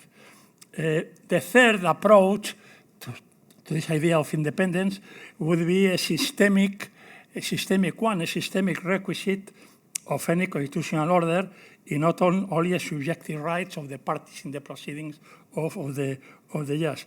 From this perspective, the attention is not concerned with specific cases, but with the general rules and norms of the system. Well, the third term of the title of my intervention refers to the jurisprudence of the European Court of Human Rights. And in this aspect, I would like to point out the importance of the court proceedings. Although the Convention provides many ways to access to the European Court, the access, the way used in the enormous and big majority of cases, is the individual appeal for the protection of subjective rights, which means that the court has to deal with specific individualized cases and to be a remedy for specific individual violations, so that the pronouncement of the court are of an individual, particular nature, and the court, in principle, is not expected to issue pronouncement of general nature concerning the laws or norms of the state declared to be in violation. So that given the mandates of the Convention, Article 6 guaranteeing the right to an independent and impartial tribunal, as well as the Convention lack of recognition of judges' subjective right to independence, the court jurisprudence addresses judicial independence from the perspective of the parties or the party right during the proceedings. Taking into account this thing, the European Court of Human Rights case law is decisively conditioned by this procedural role. I mean, the fact that most of the cases come, not only, but most of them concerning Article 6 of the Convention. However, although the decision, the rulings of the court are of individual nature, its case law has a definite impact on systemic aspect, because the court's rulings have an interpretative role in interpretative force with respect to the Convention mandates, establishing as res interpretata patterns for the application of these mandates in future cases. Patterns that are, in principle, binding in all convention signatory states and not only on the state directly affected by the court ruling. And furthermore, the use of the technique of the pilot judgment represents a way to point out necessary reforms in the legal order of the states. Well, using the approach based mainly on, although not only on Convention Article 6, referring to procedural guarantees, the court has issued a series of judgments which not only assess a specific and individualized Article 6 violation by the so-called populist regimes, but also provide an indirect recognition of the right of the judges to judicial independence, as well, in many cases, some assessment and evaluation of the legal system for guaranteeing that independence. In that regard, the court protects directly or indirectly judicial independence in these countries in several dimensions. The first one, and I think is maybe the most important, the procedure for appointing judges, taking into account the requirements derived from Article 6, establishing the party rights to legal proceeding to an independent tribunal established by law. The second dimension, also from this perspective of Article 6, the condition relating not only to appointment, but to the legal status of judges during the performance of their functions. That is, their permanence and stability in office, their promotion in the judicial career, and the establishment of their responsibility in disciplinary or even criminal proceedings. Finally, there is another dimension of this court jurisprudence, which is those aspects that must be considered to judicial independence derived not from Article 6 on procedural requisites, but from other substantive convention mandates, in particular from Article 5, right to personal freedom, Article 8, right to privacy, and Article 10, the right to freedom of expression. So these three aspects are to be considered. It must say that maybe one of the earliest pronouncement of the court in this indirect protection of judicial independence, despite the lack of a specific recognition of the right of the judges to judicial independence, could be the judgment Baca versus Hungary in 2016 concerning one of the countries conventionally considered as an illiberal regime. The court provided this indirect protection by the interpretation of Article 6 and 10. The case, if you remember, derived from the dismissal of the President of the Supreme Court and the National Council of the Judiciary as a result of a constitutional reform in Hungary. This constitutional reform changed the regulation of the Supreme Court, included the dismissal of the President, Baca, and not only that, but excluded the former President of the new election for a President of the Court because he introduced a new requisites. Interestingly, the constitutional reform was introduced, voted by Parliament, after a report by President Baca, very critical of the proposals of the government. Well, the applicant, Baca, invoked before the court the due process rights of Article 6, as well as the right of freedom of expression of Article 10. So therefore, the court did not issue any pronouncement on the existence of a subjective right of the judge to judicial independence. But the court did rule that there has been an Article 6 violation because there was not a judicial remedy against the dismissal of Baca. I mean, the applicant could not present any appeal against the dismissal by this constitutional reform.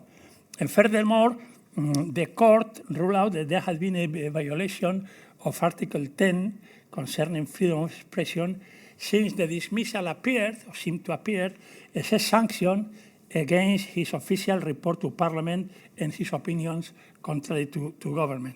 In any case, it should be stressed that the court underscored the relevance of judicial independence and the essential role of the protection of judges' tenure in office.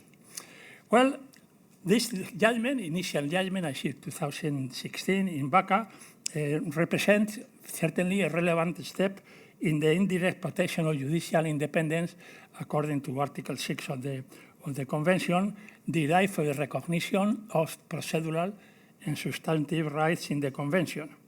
But I think that of more relevance is a concrete line of jurisprudence of the court related to the appointment of judges. I mean, how the judges are appointed by whom. And in this regard, it might be taken into account that the jurisprudence of the court has experienced some kind of evolution. Initially, the case law of the court did not consider that the way of appointing judges was a determining factor when evaluating judicial independence. According to this early initial case law, the designation of judges by the executive, by the Judicial Council, even by Parliament, was not considered to be an obstacle to independence of the judges if the appointed judges were not subject to pressures or instruction for other bodies. Furthermore, the court insisted that the very fact that the legal officers were appointed by the executive or in some cases by Parliament did not render them immediately subordinate to authorities. If once appointed, they received no pressure or instruction in the performance of the judicial duty. That was the initial line of the case law of the court. However, more recently, the court has changed its approach, looking more carefully at the procedures of appointing judges. There is a really important case in this matter, which is the leading judgment, Gudmundur and the Alfredsson versus Iceland. And I must say, of course, this is not a country of being suspicious of being a populist regime. But I think, in a way, the case is determined in the future, in the following case law of the court. The court examined the complaint from the perspective of the right to a tribunal established by law invoked by a party in a concrete judicial proceedings. And the court ruled that the competent court established by law should be one to comply with the legal requisites concerning the judge's appointment and the court composition and designation. Because, according to the court in this case, there is a close relationship between the selection process and the guarantee of independence. In Alfredsson, in this case, the party in a judicial proceeding complained to the European Court that one of the members of the competent court had not been appointed according to law. And when appointing the judge, the Parliament had not followed the recommendation of the Technical Evaluation Committee in charge of the selection process. Well, in this judgment, the court identified 3 criteria which have been used in other cases in order to determine whether a judge had been appointed according to law and retained the required independence. The first one, whether the selection process had followed the legal mandate according to the law. The second one, whether the selection process could not negatively impact on the appearance of the judge's independence with respect to other powers. And finally, the third one, if there had been some kind of judicial control of the selection process and its outcome.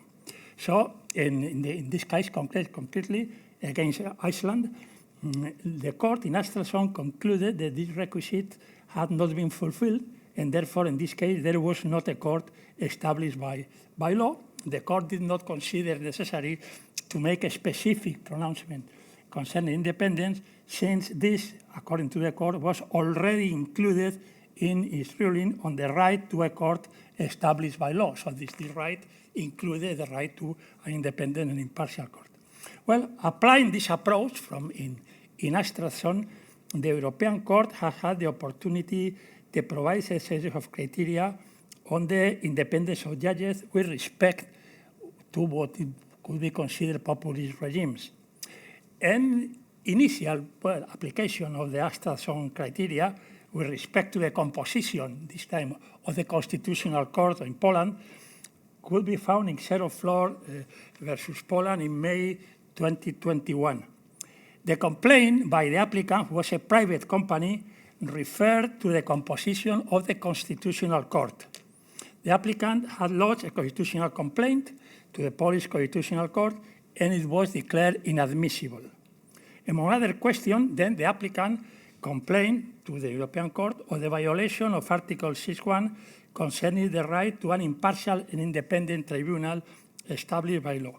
He pointed out that the Constitutional Court composition violated the Polish Constitution, since one of the members, well, there were several, but in the case, one of the members had been elected by Parliament when that post of the Constitutional Court has already been filled by another judge elected by the preceding Parliament.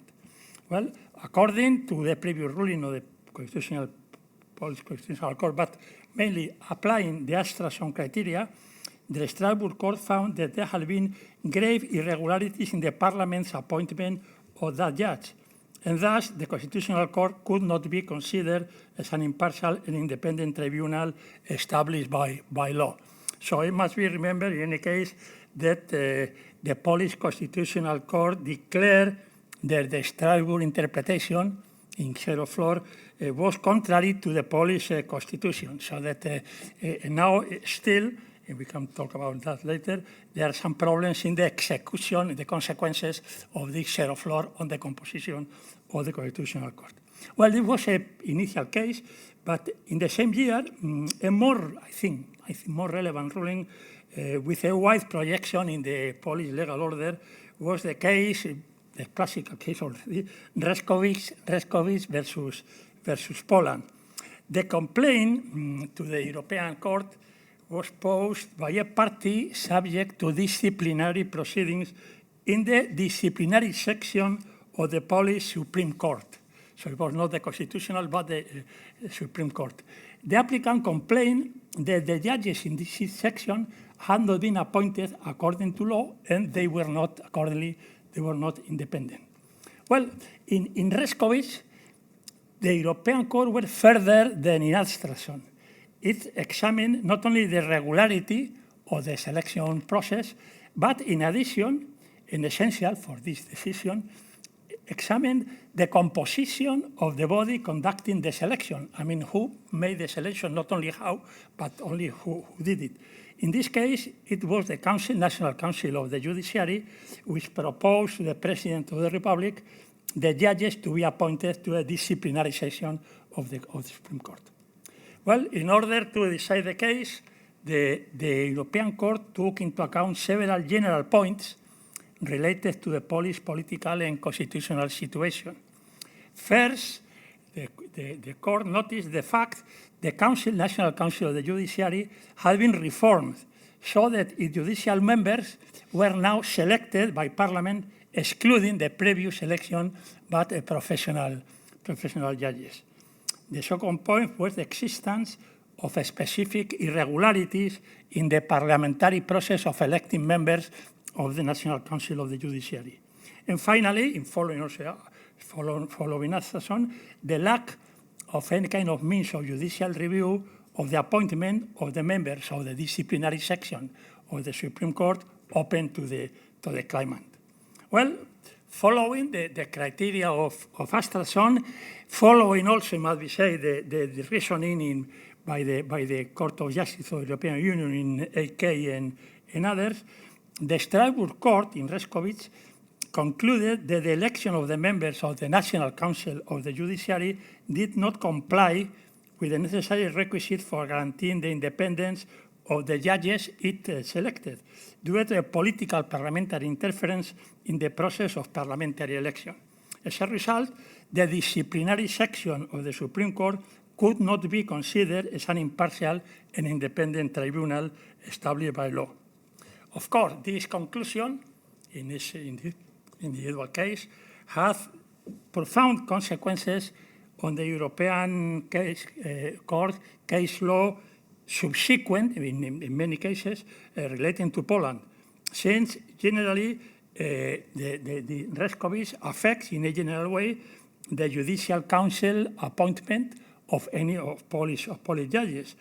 In that regard, the court issued a series of judgments in line with Recerca, finding an Article 6 of the Convention violation with respect to selection process by the Judicial Council members and the lack of a remedy available to parties affected by its proceeding. After a long series of judgments against the Polish state, the European Court decided to issue a pilot judgment in the case Wałęsa versus Poland in 2023, establishing that Poland should reform the election process of its National Council of the Judiciary so that its judicial members would again be elected by members of the judiciary. The court gave 1 year term to the Polish state to make this reform, and this term was extended another year in November of last year, so it's supposed to be finishing by now. Well, at any rate, and it concerns more Spain than Poland, I would like to say that despite of the relevance of Recerca for the particular Polish context, it should be noted that the European Court has not established a general mandate or principle concerning the way in which judges should be appointed or regarding the process for selecting members of the Judiciary Council. The judgment in Recerca and subsequent cases specifically applies to Poland. They address certain circumstances, including irregularities in the election of the Council in this particular situation. Therefore, Recerca and subsequent judgments of the European Court on Poland cannot be considered as establishing that the appointment of judges by a council of the judiciary elected totally or partially by professional judges represent the only model in the appointment of judges. It should be noted also that many signatory countries of the European Convention have not created judicial councils, and furthermore, the European Council judgment cannot be separated from the particular conditions of Poland. Anyway, the rulings of the European Court in Astrason and Recerca on the appointment of judges and concerning the parties' right to an independent and impartial tribunal established by law have consequences not only for the applicants in the case, but also for establishing general systemic requisites concerning the independence of judges. On the one hand, as I have seen, concerning the circumstances of the appointment, who appoints and how the judges. But on the other hand, with respect to the guarantees required to protect the judges in the exercise of their function, not only in the appointment, in order to protect them from pressures or sanctions that undermine their independence. And then the guarantees of independence are necessary not only for the appointment, but also for the status of judges. From the mandates of the court, these guarantees are the relevance to the proceedings, to the parties in the proceedings. But in many cases, there are judges who are the parties of the proceeding, and then the decisions of the court are relevant. Regarding to the right to access of a court, the court has extensively employed the indirect approach, applying the jurisprudence in Vaca, in the case against Poland, Broda and Buchara versus Poland. The court established that the lack of a judicial remedy against the Ministry of Justice premature ending of 2 judges' terms of office represented a violation of the applicant's right to access to a court. I mean the ministry just ended the 2 judges' mandate, and there was not a procedure of judicial appeal against that. But in a more general way, applying also Astrason and Recerca, the jurisprudence of the court has created a mechanism for protecting the status of judges, especially when they themselves appeal to the court. Such were the cases involving rulings against judges issued by court appointed without complying with the Anderson requisite confirmed in Recerca. Namely, these cases affecting the status of judges have been concerning the rulings of the extraordinary chamber of the Supreme Court and the disciplinary chamber of the same court, both of them appointed without following this requisite. I think the leading case concerning the status of judges would be, I think was quoted this morning, Dolinska, Fisek, and Osimek versus Poland. In this case, the applicants were both judges in complaint. They had not been recommended by the Council of the Judiciary for the judicial offices they allegedly deserved. Their appeals against the Council were rejected by the new Chamber of Extraordinary Control and Public Affairs, created after the modification of the judicial system and composed by judges appointed by the procedure censored in Recerca. Following the reasoning in Recerca, the court ruled that the Chamber of Extraordinary Control of the Supreme Court was not a tribunal established by law and found a violation of Convention Article 6. There was no need to make a special pronouncement on the independence and impartiality of the Chamber. So the Article 6 protection was extended not only to the procedure for appointing judges, but also to matters concerning the status of judges with respect to their promotions and transfers. Well, together with this indirect effect on the status and promotion of judges, the court case law also has an additional effect on another relevant aspect of judicial independence, which is the disciplinary and criminal responsibility of judges. It should be noted that in addition to applying the indirect effect of Recerca, the European Court has gone further by examining by a substantive perspective whether judicial independence has been affected by disciplinary or even criminal proceeding. A good example of this control of disciplinary activity of courts is the judgment in the case Tuleja versus Poland.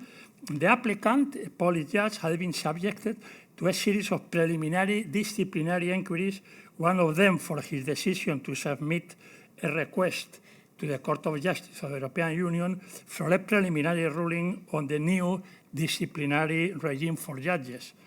A second one concerned an alleged disclosure of sensitive information for an investigation file. And in addition, Tuleja, the judge was subject to criminal proceedings for allowing the media to record the court question. As a result, the disciplinary chamber of the Supreme Court lifted the applicant immunity and he was suspended from his official duties. So his salary was reduced for a quarter. Well, these disciplinary proceedings were set aside by a newly created Chamber of Professional Liability, which replaced the disciplinary chamber of the Supreme Court. However, the lifting of the immunity remain in force. The European Court, in this Tuleja case, ruled that the applicant rights derived from Convention Article 6, 8, and 8 had been violated. What is interesting is that the court rulings applies the indirect protection of judicial independence following Recerca, but also extend the protection looking at substantive mandates on the convention. Well, concerning the application of Recerca, the court found that the disciplinary chamber of the Supreme Court had not been an independent and impartial court established by law, since the appointment of these judges of the disciplinary chamber had been strongly politically influenced following the Recerca consideration. It's interesting that apart from this point of view, the court extended the application of Recerca to a second complaint from the applicant, namely the violation of Article 8. The European Court noted that the inquiries, disciplinary inquiries, were adopted by a disciplinary chamber who was not an independent court And going further, the court noted that the judgment in the case Commission versus Poland, the Court of Justice of the European Union already has declared the disciplinary regime of judges in Poland as incompatible with the European Union law. And the court went further by stating the disciplinary chamber interpretation of the law was unforeseeable, so that the interference in the right of privacy of the applicant had not been in accordance with law, following, as I say, the recovery doctrine. Well, in Tulia, the court found violations of other substantive rights of the applicant, right of privacy, right of freedom of expression, because consider that the sanctions imposed or the preliminary rulings of the disciplinary chamber has a chilling effect on the freedom of expression of judges when they criticize reform, so that the court followed the precedent in Vaca versus Poland, considering that in some cases freedom of expression of judges was a part of the judicial independence. Well, an indirect means for protecting independence of judges has been also found in several cases against Turkey. Alparslan versus Turkey, Bas or Turan versus Turkey. The court found the reason for the violation of the convention in Article 5.1, who establishes guarantees against detention. Now, according to the Turkish law, there are strict requisites to declare the arrest, the detention of a judge, and then the Turkish authority did not follow this requisite, claiming that there was a case of a flagrante delicto, and then they could proceed to a detention, immediate detention of judges. Then the court found that the pretrial detention and the privation of liberty of the members of the judiciary did not comply with the requisites of Convention Article 5 concerning the need for some measure to be adopted in accordance with a procedure prescribed by law. So the judge, the court in Turan pointed out that where domestic law has granted judicial protection to members of the judiciary in order to safeguard the independent exercise of their function, it is essential that such arrangements should be properly complied with, so that legal conditioning of detention suppose also a convention obligation according to Article 5, and the contravention of these requisites meant a violation of the independence of the judge, although there is not a subjective, immediate recognition of this independence. Then, following the precedent in Vaca, the rulings in Tuleya and other Turkish cases introduce an additional dimension to the protection of judicial independence provided by Convention Article 6. According to these rulings, when related to judges' status or activity, the content of substantive, not only procedural, but substantive convention rights must be interpreted taking into account the relevance and effect on the role of judges. Freedom of expression and personal freedom provide relevant examples of these substantive rights, since restricting them impairs effective judicial functions and eventually judicial independence.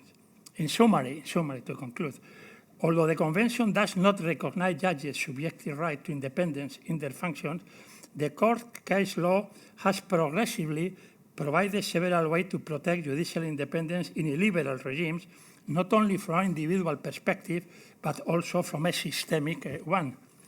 Taking into account Article 6 parties' right in judicial proceedings, from the perspective of protecting individual rights, the court has established a series of strict requirements for the process for selecting judges, and especially concerning the composition of the selection body to guarantee judicial independence, as well as concerning their career status and the disciplinary regime of judges in a more direct way.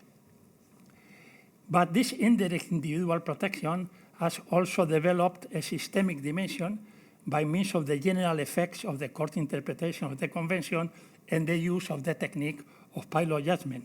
requiring the adoption of measures conducive to a general regime guaranteeing judicial independence against illiberal practices or norms affecting the selection of judges. But, and that's, I think, the crucial point, ultimately, the real impact of the court ruling will depend on the will of the concerned government to execute these judgments, like concerning, in Poland's case, the Constitutional Court or the disciplinary court or the former disciplinary court or the extraordinary section of the Supreme Court.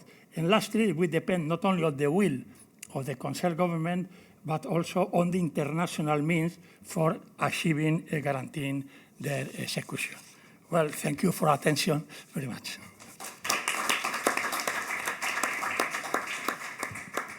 Okay, so thank you very much, Professor Luis López Guerra, for providing us with such a thorough analysis of the European Court of Human Rights, not only showing us the more well-known cases of Hungary, Poland, but also Turkey.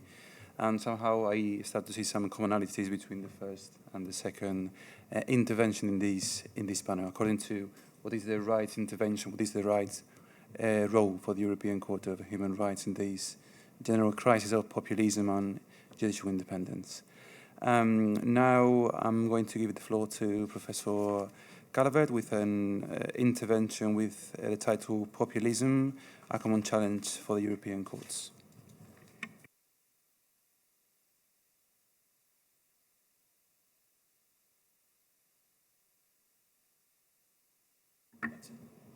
Yes. Well, thank you very much, and let me start by thanking very much for the invitation to be here. I'm very glad to be here, and I feel very honored to have been invited to speak to such an eminent audience. I'm aware of the fact that I'm the last speaker today. At the end of the day, it might be a bit difficult after so much wisdom has been expressed here in the room. It might be difficult to come up with some added value to what has already been said. And my topic that comes in addition is a very vast topic. It's going to be a talk about the populism as a common challenge for the European courts. And I should be able to address that vast topic in something like 30 minutes. So I will at least try and ask you to forgive me for any oversimplifications, perhaps. When reflecting about my topic, I was asking myself how I should go about it, and I divided basically my topic here in two chapters. The one being a chapter about what is common between the two European courts, and then a short final chapter about the challenges facing the two European courts in respect of populism. In terms of what the European courts have in common in addressing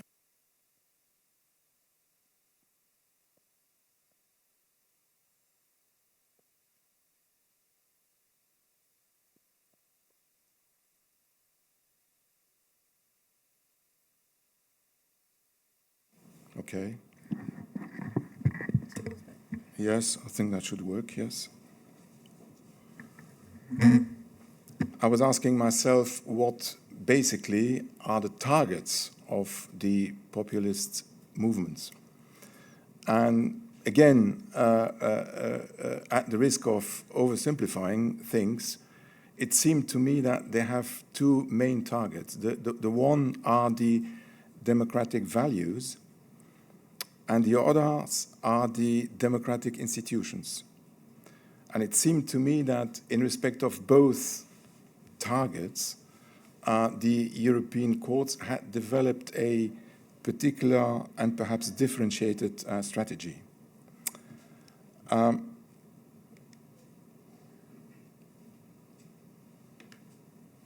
That I think I can skip. This is only a slide about the fact that basically, it would appear that both European courts, despite their specific and different places in the European judicial architecture and the differences in their jurisdiction, that they are broadly on the same line when it comes to protecting what I call the democratic acquis against those populist attacks, though with, as I will try to explain, some differences and particularities.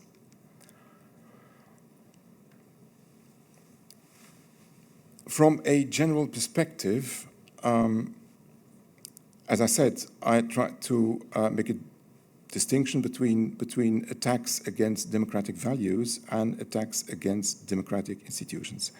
And the values that I identified as let's say, an illustration of the attacks against democratic values, those values are, and for the demonstration here in my presentation, human dignity, freedom of expression, the protection of minorities, and the prohibition of hate and violence. And my preliminary observation here is that populism tends to challenge those values and the value and the relevance of those values as such. There the attack is head-on. Whereas the attacks against the democratic institutions, and here I took, and I will take as an example, first the courts and then the parliaments, the attacks are not so much against the institutions as such, but these institutions are being challenged for not being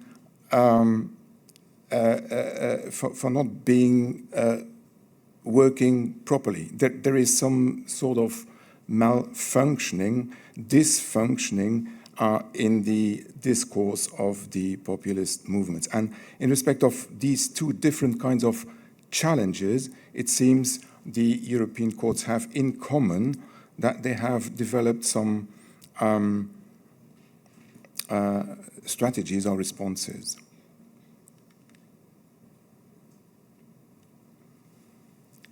Concerning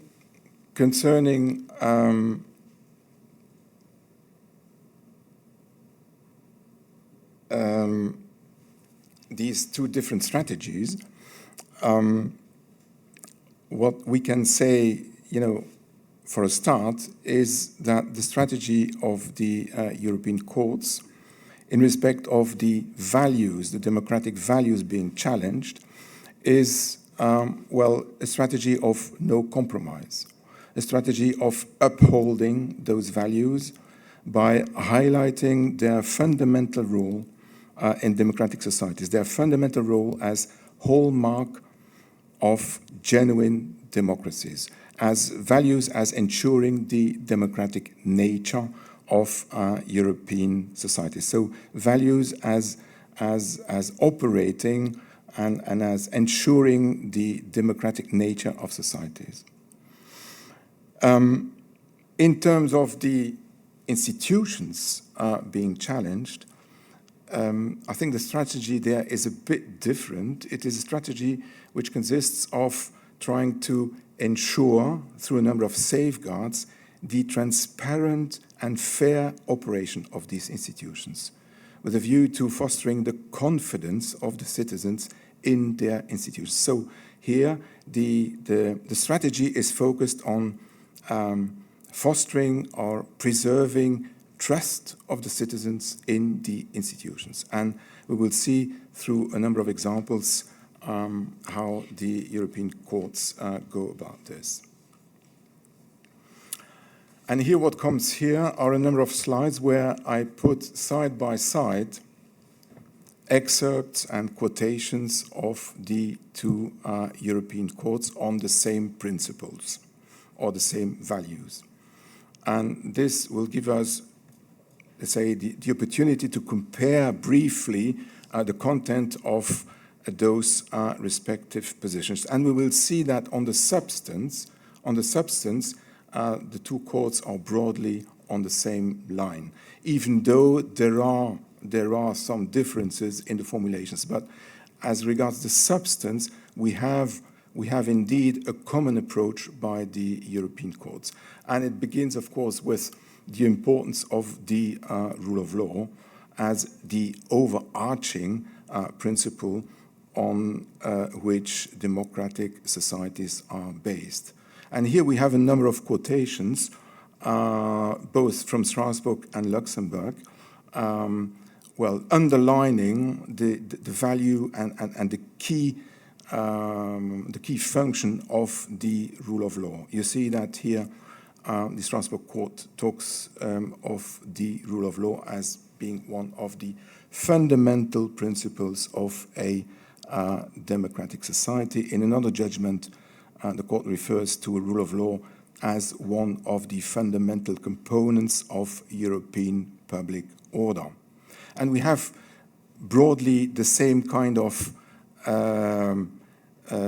statements by the Court of Justice, and these quotations are taken from one of the so-called conditionality cases which have been recently dealt with by the Court of Justice, where the Court of Justice indeed refers to the rule of law as part of the very foundations of the European Union and its legal order. And interestingly, and this gives me the opportunity of opening a kind of a little bracket concerning the content of the notion of rule of law. And you see here that we have an attempt, which we don't see in Strasbourg. We have an attempt here in Luxembourg of, being more specific about what the rule of law concretely entails. Here we have the reference to the fact that the concept of the rule of law includes the principles of legality, legal certainty, prohibition of arbitrariness of the executive powers, effective judicial protection, separation of powers, and non-discrimination and equality before the law. So that is a whole program. It is clear, it seems to me, that the limits of the notion of the rule of law are still a bit vague, but at least here we have an attempt at being somehow more specific. Now, concerning the first value, and I think the most important value probably in democratic society, which is human dignity, we see that the Strasbourg Court, for instance, here is very, very clear about saying that the very essence of the convention is respect for human dignity and human freedom. So that's a very broad, sweeping, and fundamental statement where, again, we see that the European Court is not minded to make any compromises on that value. Respect for human dignity comes up times and times again in the case law, and here we have another example with the case of MSS, which is a case about extreme poverty of asylum seekers in Greece. And interestingly, we have more or less the same statement on the substance in a recent other judgment by the Court of Justice in the case of Minister for Children, which happens to be, again, a case about extreme poverty of an asylum seeker, in this case in Ireland, where again here reference is made several times in that judgment to human dignity as one of the principles on the basis of which further obligations on the respondent states can be imposed. The next value, basic democratic value, is, at least in my demonstration here, freedom of expression. I will not go through each of those quotations. I think they might be very familiar to you.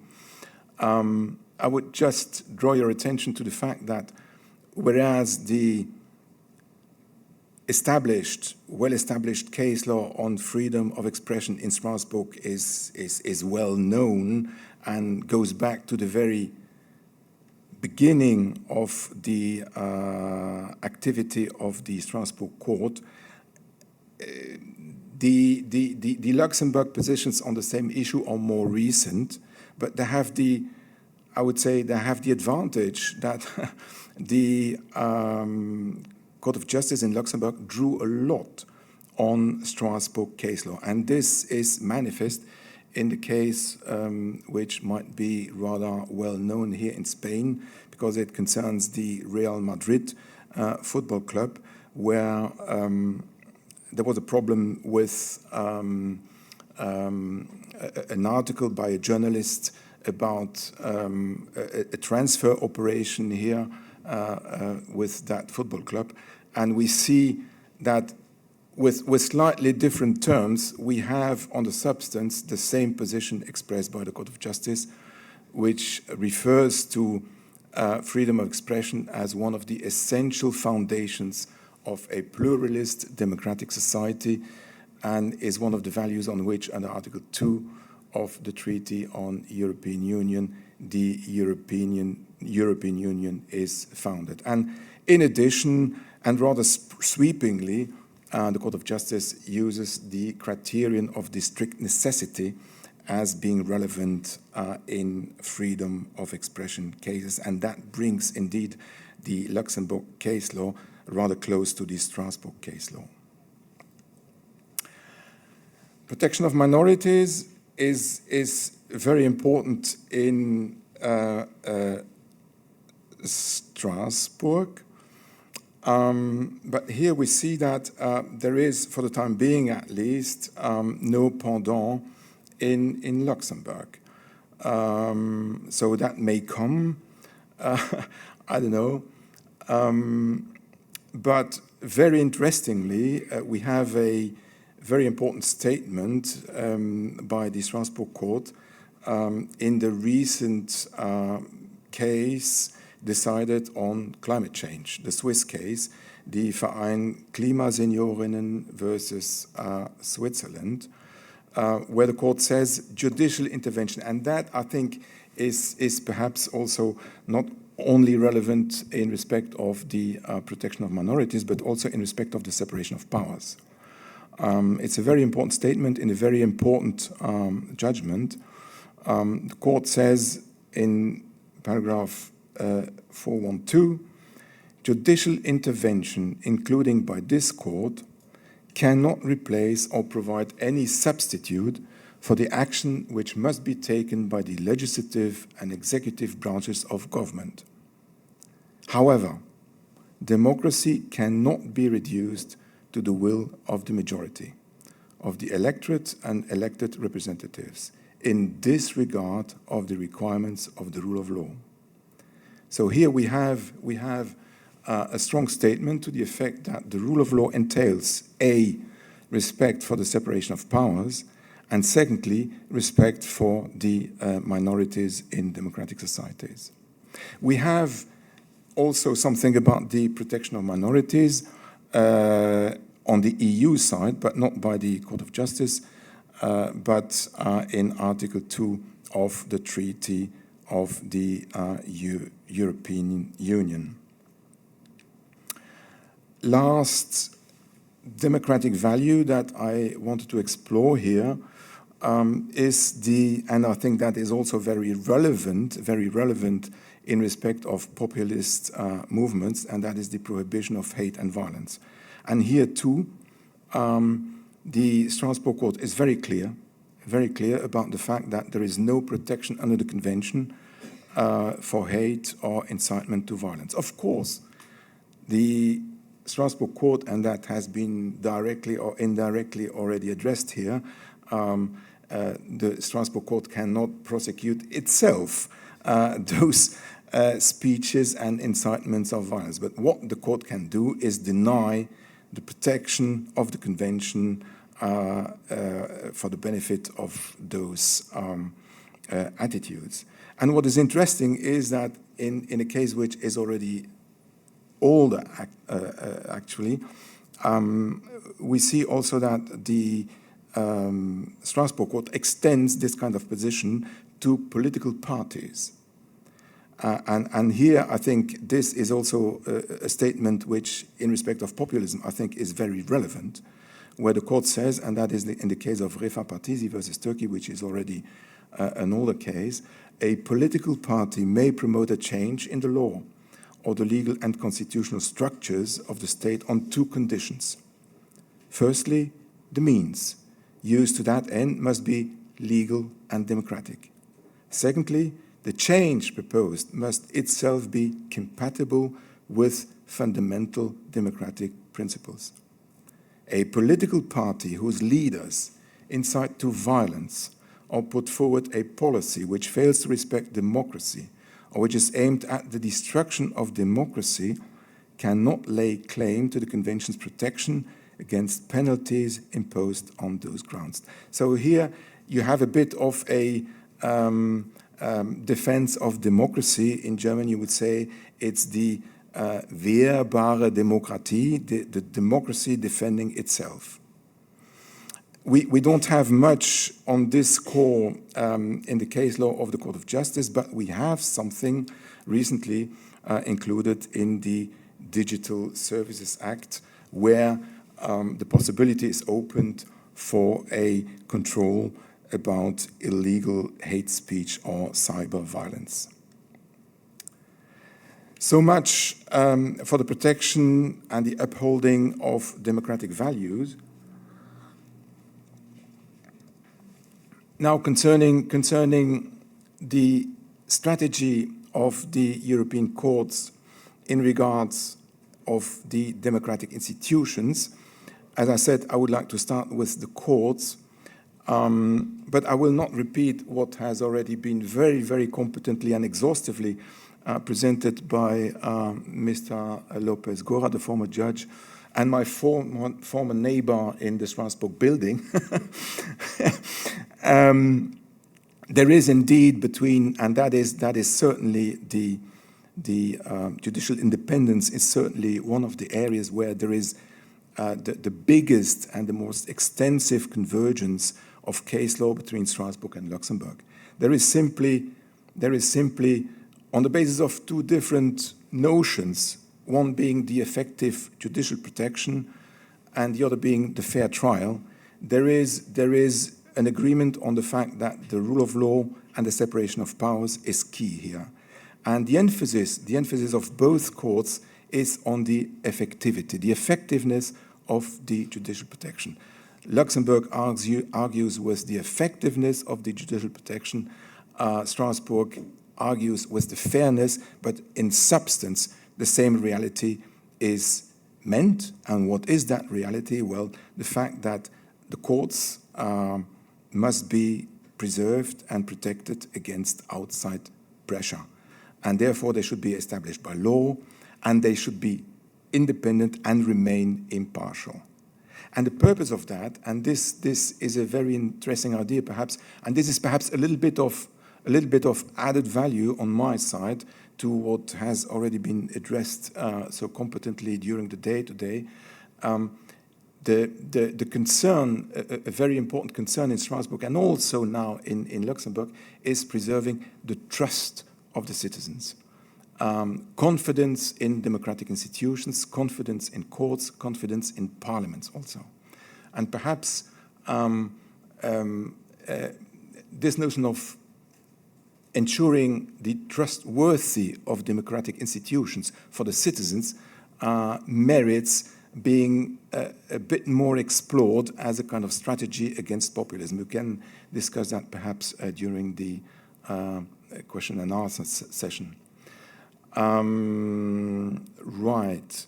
And then, well, I will not repeat the criteria or the safeguards which have been put in place by the two European courts to maintain that independence and impartiality, because they have already been addressed by Mr. Lopez Guerra. I would just add also that an aspect which is also very important in the case law, both in Luxembourg and Strasbourg, is the importance of appearances. It's not only good enough for institutions to be trustworthy and independent, perhaps. They must also be seen to be independent and trustworthy. So that is another aspect, perhaps, which should be emphasized a little bit more.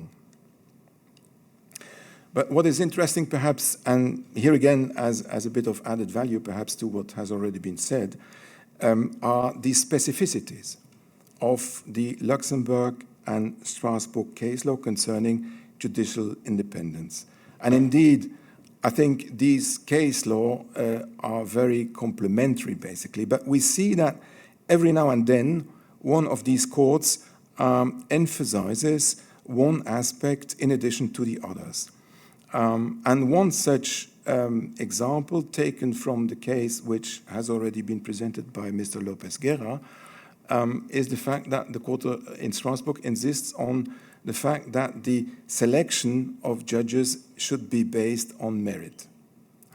That may seem obvious, but it is even better when it is stated explicitly. And what that entails is explained a little bit further in that case of Astrason. Selection of the candidates, not on the basis of the political affiliation, let's say, but basically on the basis of merit, which is a huge difference. And then another very important aspect, and here we come back to the notion of trust, how to reinforce trust of citizens in the institutions and in respect of courts. That is simply, and seems like obvious, but it is perhaps emphasized not enough, that the accused and indeed the public, says the court, not only the accused, and indeed the public must be able to understand the verdict. So the language, basically, the language used by the democratic institutions should be understandable for citizens to have trust. And the court adds, in the judicial sphere, the rule of law and the avoidance of arbitrariness serve to foster public confidence in an objective and transparent justice system, one of the foundations of a democratic society. People should be confident that no arbitrariness is operating within the democratic institutions. Now I move to the specificities highlighted by the Court of Justice. You may be aware that not so long ago, the Court of Justice also said something about the remuneration of judges as a guarantee of their independence. Interestingly, too, in a recent judgment, the Court of Justice introduced a kind of standstill clause, saying that the rule of law did not allow some democratic guarantees to be kind of lowered down.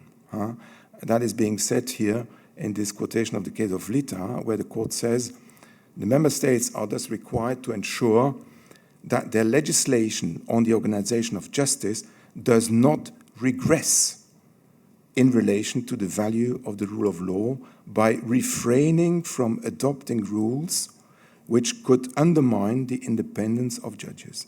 So it's a kind of standstill clause which is being introduced and which is rather new, perhaps, and also shows that, Court of Justice here is willing to tackle such, what do you call it, democratic backsliding head-on. And then, but I will not insist on this, an interesting aspect, which we don't have in Strasbourg, is the fact that recently also the Court of Justice, in a very recent judgment, considered, and I wonder how that will operate in practice, but considered that in respect of a higher court, about which the Court of Justice had already ruled that this court was not to be considered an independent court, a lower court, in the name of primacy of EU law, was allowed not to, to implement that judgment and to completely disregard it, which is rather kind of far-reaching in terms of possible consequences also internally within the Polish justice system. We'll see how that turns out in the future. Now, I move to a second key democratic institution, which has received in recent times perhaps less attention, but is probably equally important in the democratic system, and in respect of which, in a Grand Chamber judgment, if I'm not mistaken, a unanimous Grand Chamber judgment in the case of Muge Mangango versus Belgium, the Strasbourg Court emphasized the need for parliaments internally, also as democratic parliaments, to comply with the rule of law. So that was an answer to an argument made about the sovereignty of parliaments and the fact that they were entirely autonomous, and in fact that the convention had no business with the internal business of parliaments. The answer by the Strasbourg Court is no. A democratic parliament, even in its internal operation, is subject to the rule of law. And the purpose of that principle, here again, is fostering trust. Because here the case was about an electoral dispute. And it was this electoral dispute by an unfortunate candidate who had not been elected into the parliament. The procedure followed by that parliament was, not compliant with the rule of law. It were basically the same persons who were kind of party and judges. And the Strasbourg Court said, ça ne va pas. Ça ne va pas. Even democratic parliaments must comply with the rule of law and with a minimum amount of impartiality when deciding electoral disputes. So that's a very important case concerning maintaining the confidence of the population, of the citizens, in the fact that the parliament is rightly composed and that electoral disputes about the composition of a parliament are decided in a way which is compliant with the rule of law. You have a very important statement here, it seems to me, and that is the sentence at the bottom of this slide, where the court says, it follows that parliamentary autonomy can only be validly exercised in accordance with the rule of law. So that is, I think, a sentence which can be meditated about for a while. And we see that somehow the Court of Justice has followed this movement in the same conditionality case that I mentioned already, where here again, the Court of Justice insists on the transparency and the openness of the legislative process. For what purpose? Well, for contributing to reducing doubts in the minds of the citizens. It is again about trust in the legitimacy of the composition of the parliament. So, my provisional conclusion about what the European courts have in common on this score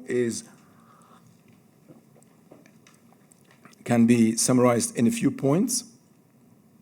It is obvious that in terms of democratic values, the Strasbourg Court covers somewhat wider range of topics, including the protection of minorities and hate speech.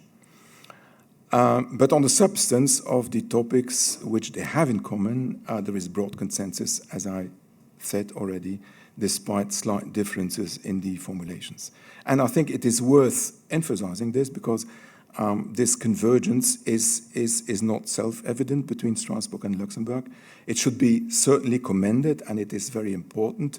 Probably there is more convergence, well, I don't know, but it might be that there is more convergence because the courts feel that they are under attack and that it is very important to preserve democratic values, and so they are more united because there are other areas where this convergence is absent, unfortunately. And certainly, as I stressed already, judicial independence is certainly one of the areas with the biggest convergence.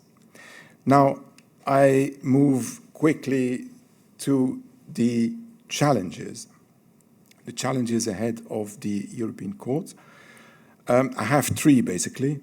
I will not dwell too long on this because that is more perhaps stuff for a discussion. And the first challenge, it has already been addressed by several speakers here this morning and today. It is simply the execution of the judgments. To a large extent, this execution depends on the adherence of national authorities to the rule of law. And it is a bit ironic that in respect of judgments addressing the lack of respect for the rule of law in some countries, the execution of those judgments is in fact hinging on adherence to the rule of law. So that is really a bit ironic, but it is the way it is.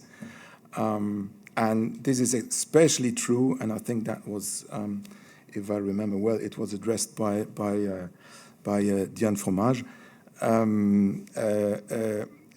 Diane said there is little the Strasbourg Court can do. Well, certainly in comparison with Luxembourg, yes, there is little. Luxembourg has the possibility of imposing financial sanctions and does not refrain from doing that. But nonetheless, and this is also a question that I still have on my mind concerning the Polish situation. The speaker this morning said that indeed the Court of Justice had achieved a lot in Poland, notably through these financial sanctions. But the question remains, how much adherence to the rule of law is there behind the paying by Poland of those financial sanctions, and how efficient these financial sanctions will be in the long term, because it seems clear that the Polish government has paid so far those financial sanctions volens nolens. And as long as there is nolens next to the volens, there might be a problem, I think, in the long term. And we know, and that has been addressed already this morning, this adherence to the rule of law and to the need to execute the judgments is under increasing pressure. We heard already a lot this morning about the Meloni letter. I have in this connection perhaps a suggestion or a observation.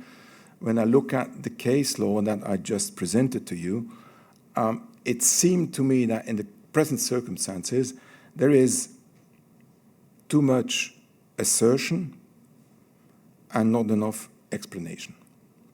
We have statements by the courts about the rule of law, about the values, we have efforts to foster a trust, but we have perhaps not enough explanations about what is to be lost with the lose of democratic values. What is to be lost if the rule of law is being undermined? We have one judgment by the Court of Strasbourg saying that, in fact, the rule of law is the exact opposite of arbitrariness. And perhaps in the communication by the courts, not only by the courts, but it seems to me, that is a personal impression, that there is room for improvement on the side of the two European courts in being pedagogical, in explaining what is to be lost with the loss of democratic values, with the undermining of the rule of law.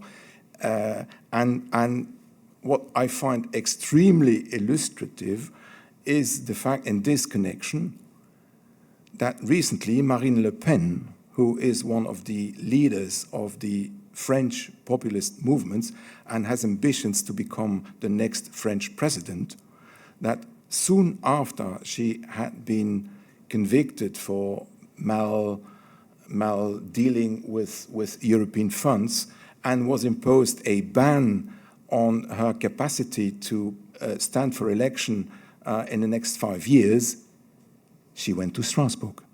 she went to the European Court of Human Rights.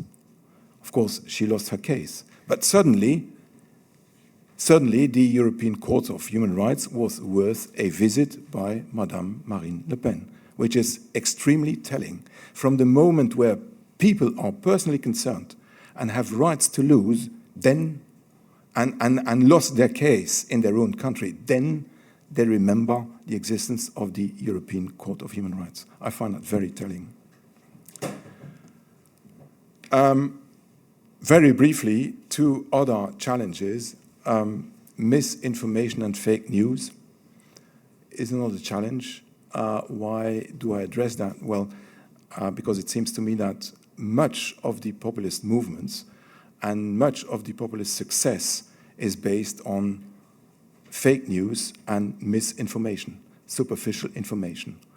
And I wondered whether that was a blind spot in the case law, but since I realized that indeed there is a problem with addressing or banning misinformation or fake news, certainly in the case law, and we have confirmation of the difficulty in terms of respecting freedom of expression in addressing misinformation and fake news, which leads me to think that there is probably no other solution to address misinformation and fake news than simply, challenge that fake news and that misinformation on the substance rather than trying to ban or silence it.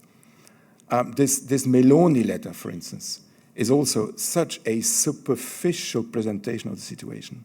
And this makes up the success of many populists' talks, that they remain very superficial. In Belgium, too, we have an author who is very active, undermining the authority and whatever comes from Strasbourg. And his name is Marc Bossuet. Perhaps you know that guy. Marc Bossuet, his presentations are very superficial and twisting the substance of the case law he is presenting. So there is another challenge, there is another workplace for Democrats. Last challenge, but I don't insist, that is the composition of the European courts. Judges in Strasbourg and Luxembourg are not appointed for life. They change regularly. And in this renewal process, the national authorities have a lot to say. And that has led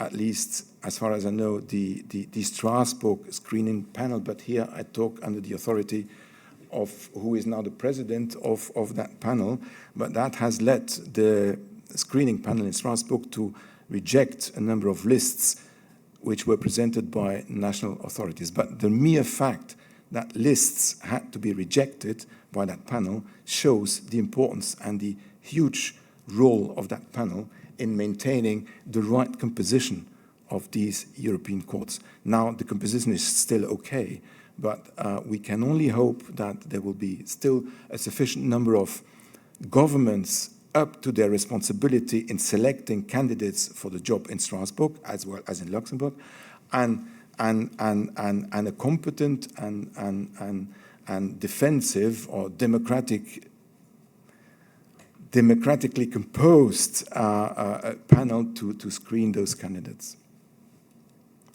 Right, so that is my word of conclusion. However that may be, the European courts are stronger when they are united, that is for sure. And they are indeed united, I can say, when it comes to upholding the rule of law against populist attempts to undermine it. But even so, it seems to me that they cannot achieve a lot without the support of a majority of democratic citizens who, in turn, should put sufficient pressure on their authorities and governments to adhere and stick to the rule of law.